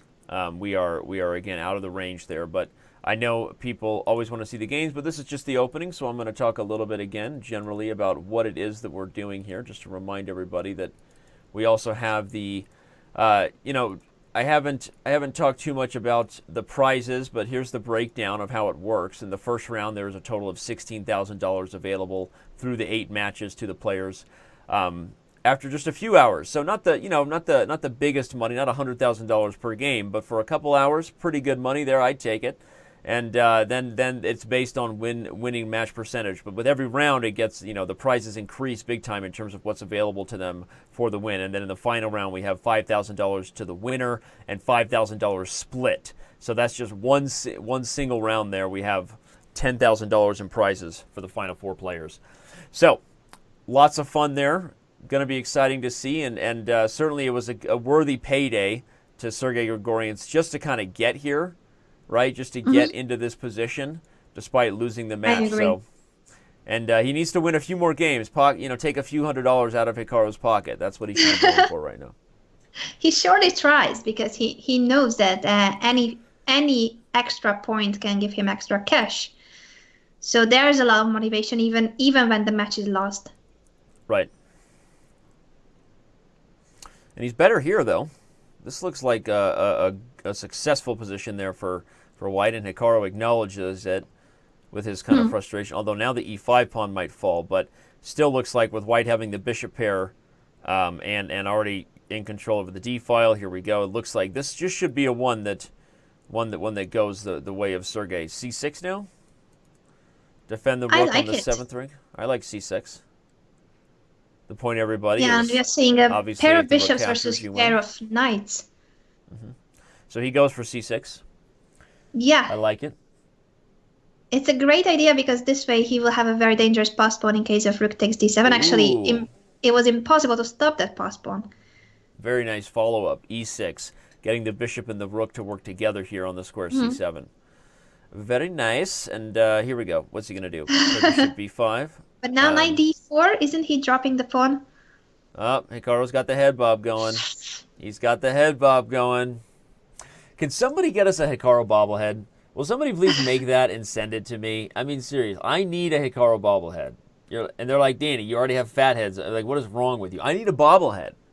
So I can do it. Wouldn't that be awesome? Bobblehead? You just bobblehead it. That's what we're doing. That next. I'm making a Hikaru bobblehead. It's happening. Note to self. Yeah, so now that he has managed to win the pass pawn, he should be able to hold this. It's a pawn up for black, but doubled pawns, and against the pair of bishops, you can still lose this game if you're not playing with the most precise way. Knight e5. That was a strong move because it forced one of the bishops off. Yeah. Hikaru's playing very well. Whoa. Obviously. Yeah, but now if Hikaru finds a way to get that bishop into an awkward position, okay, now he kind of settles on trading the pawn for pawn without trying to put the bishop in a zugzwang of some kind. But this should just be a draw, and Hikaru can decide how he wants to win this match. Play another game or just play a whole bunch of moves here and take a whole bunch of time off the total game clock. Only 5 minutes. What do you think he will do? He might fool around here for a little bit before taking the draw. Only 5 minutes and 30 seconds remaining for this match, although we will have one more 960 game, so that should be fun no matter what. But Hikaru wins on time, and the main reason he should keep playing, I guess, is that right now he's running down the clock on his opponent. He won on time. That's just so... I mean, of course, it doesn't take credit away from Hikaru. This is a bullet game where 1 second is the increment, but Sergey has lost several games on time by now. Yep, indeed. And it's, the 1 second increment is enough if you're... The nice thing about it is, as we said, it makes the speed chess format one where if you're winning on the board, you won't lose because of the clock, because those guys can pre-move in a lot of those cases, and that 1 second makes a big difference. But, if you're in a bad position, 1 second increment is not really enough often to hold it, right? It's just too much. Yeah. To have to think. And so Hikaru's job is to pose problems and make his opponent think, and he's doing that as well as anybody, I guess, probably who's not Magnus Carlsen, right? In terms of posing problems for his opponents to have to solve. Yeah, look at those head movements. Is it because of the music? Is he dancing? Yeah, I think he's listening to music. I think he's just kind of rolling right now. But whenever we mention something like that, he just disappears. He's time traveling. He's time traveling right now. I don't know. No, he's not listening to us. He's already back. No, I mean, I would never listen to me while playing chess games. Yeah, that would be a bad idea for any player. Any player, right? Including myself. To listen to myself while playing chess. Listening to Danny Rensch, not on the top of your to-do list. But no, he just had to do a quick time travel thing, I think, to make sure he stayed up on time. Okay, well, there you go. That's a nice tactic. Wow. Followed by knight to g5. Ouch down. Beautiful. The knight's coming to g5, everybody. If rook f7, knight g5, and there's just too many problems here. You can play e6 and try to open up ways your pieces might coordinate, but likely white's going to get enough. Ooh, he doesn't even take it. And now the whole king side is opening up. Knight g5 is threatening. It was threatening the move knight e6, forking the king and queen. Hikaru's not giving up on that idea. He'd like to trade and then bring that pony in. So he's going to take, and after hg5, probably just back up the bishop and save it somewhere like b1, and white's position is just awesome. Yeah, this is once again hopeless for Sergey. Unfortunately, the match is not going any better for him. And it's not about not losing the match. I mean, we knew that he was going to lose the match after the last few games, but he should pick up some more points from Hikaru. Right. But it's hard, right? Psychologically, I mean, you kind of feel just, you're kind of beaten at this point, and you feel like the rest is just kind of history. But yes, it is true. There is money on the line with every game, that's for sure. And once again, he won on time, but the position was already lost for black. Most of that money will be headed to the American, but we will talk to them. Obviously, we'll talk to Sergey about his opening strategy, and maybe he didn't even have any time to prepare, but we'll ask him about his psychology there. Ask him how he felt about, obviously, as the wheels came off, if he felt frustrated and didn't even have it to play for more of those wins. I'm going to get we definitely got to get Hikaru's thoughts on some of the other matchups. I'm curious how Hikaru thinks the matchup between Fabiano Caruana and Ho Yifan might go, and some of who he might play in the next round. So we'll have some fun questions for these two as soon as we're done with this match. So please don't go anywhere, everybody, or go somewhere and get a snack and come back. And Nakamura is dancing again. He was even singing. I would swear that he was singing.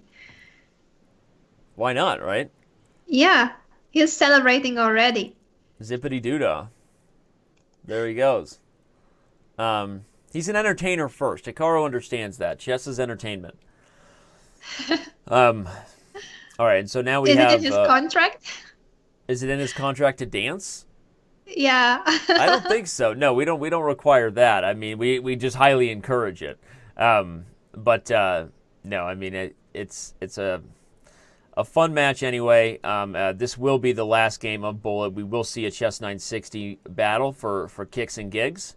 And then we'll see what the players felt about the matchup, and then you and I look forward to to what's on the schedule next, May 24th, between Karyakin and Meyer. So this is the last Bullet game, and Hikaru is not having any problems. It was the beginning of the Bullet games where he was playing not so well, and that was the moment when Sergey could have taken advantage of the lack of preciseness and confidence of Hikaru. But that second game, since it turned from an advantage of Sergey to a loss, I think that was the turning point in the Bullet portion. Yeah, backbreaker for sure. And I think that, given Hikaru's reputation, it would be unfair to say he wouldn't have pulled it together at some point anyway, because he's very, very good at Bullet. But yeah, I agree that psychologically the wheels come off, and it's often a game of momentum. Whoever starts winning usually wins more. Yes. And so I agree. I think psychologically, most of the time these players are closer in their chess skills than sometimes the final score reveals. But one side really gets a hold of things and just kind of runs away with it.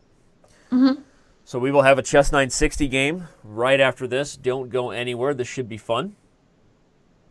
It looks like Hikaru is in the driver's seat here because that's a queen, right? And yeah, and he has won once again. He has thrown in the towel, and with it, the final Chess 960 game starts. We are in fun mode now. This should be interesting. What do we got here? We got bishops on the diagonal. We got bishops on the diagonal. We got kings on the C file. So once again, I'm always confused by castling. In this position, you castle by removing the b8 knight and then the swapping D8 the rook and the king. Well, you have to remove the d8 knight too. The squares of wherever you would finish, the final squares where you would finish in terms of castling traditionally, must be open. Okay. Everything about castles basically is like a classical game other than the starting positions of the pieces. So you have to have all those squares removed. They can't be occupied. You can't be going through check. You can't have moved your king or rook. But yeah. So if the knight on d1 moves right now, for example, for white could castle. I see some of you guys here in the chat are making fun of Danny. They are saying, "Let's What? just bring up the brackets," because they don't really like to see the brackets. But you should believe us that not everybody has been here for all these hours. So we are showing it from time and again because some of you are new and you should know what this is all about. That's right. Plus, you're all watching the games yourself in the live server anyway, aren't you? So, stop your complaining. But anyway, tweet us your pictures. It is really your last chance to tweet us the hashtag SpeedChess and let Anna decide who has the most interesting stuff for us. I feel like if we get so many people involved, maybe hit me up later, Anna, and let me know. Maybe we'll give away some more Diamond memberships if we have too many. Oh, that would be so cool. So please. Then I don't have to announce it right now, but we can give out some more, maybe. Yeah, we'll just contact everybody and let them know, those who were most involved. Thank you. So guys, keep tweeting because we may have like 20 prizes. Somebody's trying to pull together the most elaborate setup ever right now. But okay, so Sergey is a little bit worse here. Black's rook is on the second rank, but some decent drawing chances. Once again, this looks completely normal. Not a chess 960 game. Doesn't look that way anyway. We've got some new stats from Mike, and he's saying that it will be the second largest margin of victory ever, unless Sergey wins the final game. Yeah, and it doesn't look like he's on pace for doing that. So this is currently a 12-point victory. Yeah, I believe currently the second largest ever was one where I think maybe Nakamura beat Wesley So by 11 games. There was in a previous Blitz death match before we really organized the league here that kind of has it all together. But so if I'm not mistaken, I think that was the 11-game victory by Nakamura over So might have been that match, or maybe there's another one. Mike has all these stats. Oh, Hikaru beat MVL by 11 as well. And just like that, Hikaru has achieved the second largest margin of victory ever. His last game. So the final score is? The final score is 20.5 to 7.5. We have a score of 20.5 to 7.5 as soon as it's updated at the end of the 1-1 portion. And we will be bringing on both players for some post-match interviews in just a moment. In fact, I think both players are coming on now. Are they with us now? Can you both hear us, guys? Yeah, I can hear you guys. Sergey? I think he cannot hear us yet. Are you with us, Sergey? I think maybe his microphone is... He's wearing a Chess.com shirt. That's a sexy shirt there. Nice, Sergey. I didn't even know you had a Chess.com shirt. Did I get you that, or did you just buy it? Can't wait to hear him. He doesn't hear it. He's sporting a Chess.com polo. We gotta love that. Unfortunately, it didn't bring him enough luck here today against you, Hikaru. This was a dominant performance. Congratulations. And certainly you. It started out a little slow. Maybe can we get your thoughts on that? Obviously, the 5-minute portion was kind of tough. Maybe we're missing some chances to convert, but when did you feel you really kind of got your rhythm going and saw the match headed your direction? Are you talking to me? Yeah. I mean, I would say that I didn't play very well up until the bullet, perhaps, or the very end of 3 minutes. But I think when I didn't lose that fourth game, I want to say in the 5-minute section. After that, once I got the 2-game lead, I never really felt that it was in danger. But overall, Sergey played quite well. He was quite solid, I thought. But then, on the bullet, I mean, I was just a little bit quicker than he was. Right. A lot of games lost on time there. Sergey, are you with us now? You got your mic on? Yes. Oh, there you are. Sorry. No, it's okay. It's okay. We had a few questions. Obviously, a tough matchup taking on Hikaru Nakamura. You knew that coming in, right? He's pretty good at this online blitz and bullet thing. But where did you feel maybe your best chances were in the match, and if you had it to do over again, some of the games that maybe you thought maybe could have gone differently? Okay. Yeah, obviously, probably I should try to do it a bit faster than I did. This is Blitz games, and okay, I try to do my best, but it's clear what Hikaru is just faster and have another kind of processor in this sense. Anna had a question for you about your opening approach to start the match, so I'll let her take it. Yeah, we were curious about you switching from one d4 to one e4 and then switching back. Can you explain what was your preparation for the match? Because you had only 2 days to prepare for Hikaru. That's not much time. Okay, honestly, I didn't prepare it so much, and before we already played quite a lot of games, Hikaru and Chess.com. So we played a lot of these Berlin end games, and I just wanted to try something, another position as well, because it would be a bit boring if we would just play Berlin like this. We appreciate that. We appreciate that. But overall, you defended really well. There were a lot of games, to start. You were down the exchange in a couple of games that you managed to hold, and with the longer time controls, you seemed to be able to find resourceful defensive moves, but you just felt like over time Hikaru was just that much faster. You couldn't keep up, lost a lot of games on time, right? Yes, I tried to do what position is allowed to me. Yes, try to defend. Well, you dominated this entire month on Chess.com. What was your idea of playing every qualifier? Were you trying to deny other people spots even though you were the first one to earn it, or you just wanted to get some more money?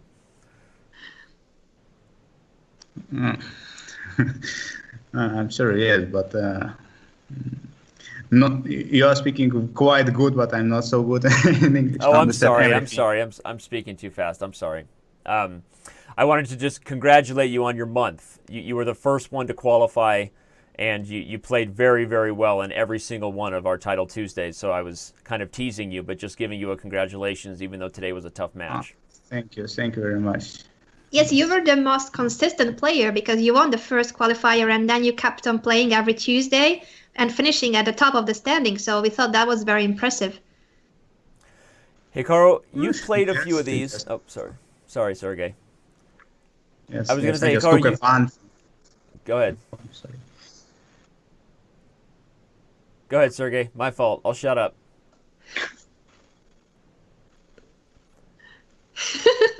No? Okay, awkward. Hikaru, you've played a few of these. Let me ask you something. Do you get a little nervous when you're playing somebody like MVL, somebody who you've played, several times in these big matches, or do you get a little bit nervous when you're playing one of the challengers, someone who qualifies, maybe somebody who you haven't played in this format before? I think nervous is the wrong word. I think if I'm playing Maxime, I'm a little bit sharper, I would say. I don't mean that I'm not sharp, but somehow it feels like when I play the slightly lower ranked players, I feel like maybe half point, 1 point is not the end of the world, and I can make it up somewhere. Whereas against Maxime, I feel like every half point matters. So I tend to be a little bit sharper when I play against him because, even the start of this match, I think the second or third game, I had this end game up the exchange, and it should be winning quite easily, and I found a way to totally butcher it, and it ended in a draw. But yeah, it's everyone's good, and it's just trying to not get behind early, and then I figure I can find my rhythm later. Looking at the remainder of the event, you're going to be playing the winner of either Fabiano Caruana or Hou Yifan. I told Anna I thought that match with Hou Yifan playing would be probably one of the most viewed ones. Obviously, she's a pretty global superstar. But just speaking from your chess perspective, I'm going to ask both of you, who do you see as the favorite there? Fabiano not as much of an online, blitz and bullet specialist as someone like you or Magnus Carlsen. So how do you see that matchup going down between Fabiano and Hou Yifan, and who would you rather play? Okay, I guess I'll start. Obviously, both of them are quite strong, but I certainly would like to see Hou Yifan win the match. It's always good to see the essentially the women's world champion competing and doing quite well against all of us elite players. So I would root for her, but I think actually Fabiano is probably like 70-30 favorite is my guess. Okay. Sergey, what are your thoughts on that matchup? So suppose what Fabiano is favorite in this match, but everything is possible. I don't know, especially the last part is 1 minute game. I don't know how good is Hovifan in this stuff. Right. If you had it to do over again, now that the match is over, if you had your pick of somebody to play who wasn't Hikaru out of the other three, Magnus, Karyakin, or Maxime, who would it have been? Okay, obviously I would be happy to play the world champion, which is a lifetime chance. But right. Yes. Cool. Well, that's a pretty good perspective there. Well, we thank you both for being here. Sorry if the questions seem lame one last after. question, because we thought, Hikaru, you were listening to some music, and of course that's always something that we want to know. What kind of music it was? Yeah, I was just listening to some rock music. So, like, I think at the start of the match, I had this problem of turning off the sound when you guys were speaking. So I had to like go get my phone and start playing music off of it instead of this. So it was a strange experience. But I was listening to a Canadian group. I was listening to the Arkells, which is a form of rock. Nice. That's good to know. We should also write that down and put it on our playlist. Well, thank you both for being here. Really appreciate you sticking around after such a long match. You guys are both awesome, lots of fans, and congratulations again to you, Sergey, for having such an awesome month and getting this far, and congratulations to you, Hikaru, moving on to the next round. And we'll probably see you back, Sergey, next year if we hold qualifiers, because your persistence makes me think you'd probably qualify again. I hope. Congratulations to both of you. Thank you. Thanks, guys. All right. We good? Yep, you guys are good. Go ahead. Okay. All right. Well, we've lost our players, but Anna, before we bring the show to a close, let's talk quickly one more time about the thing no one wants to talk about: the schedules, the schedules of the match. The next match coming up, obviously, is once again, one more time, on May 24th, between Georg Meyer and Sergey Karyakin, and then, of course, again on May 25th. So those are the matches that we'll be seeing next. And Anna, this was a lot of fun. What else should we remind everybody about before we go? I guess it's too late to fill out your bracket for most of you. I get to kind of cheat, but who knows? Maybe we'll let some late entries come in. Make sure you fill out a bracket. Of course, you should still use the hashtag SpeedChess on Twitter. Maybe a last-minute photo can still make it into our picture contest, because now we will look at the tweets with Danny and we will decide who are the winners. At least 3 winners, but I will convince him to get maybe 10. I don't know if I can manage, but I will try to do my best. All right. A diamond membership to many of you. That I can promise. All right, we're going to let everybody go as our other partners have already left us, and so we will thank you everybody for being here. Hikaru Nakamura once again moves on in the first round.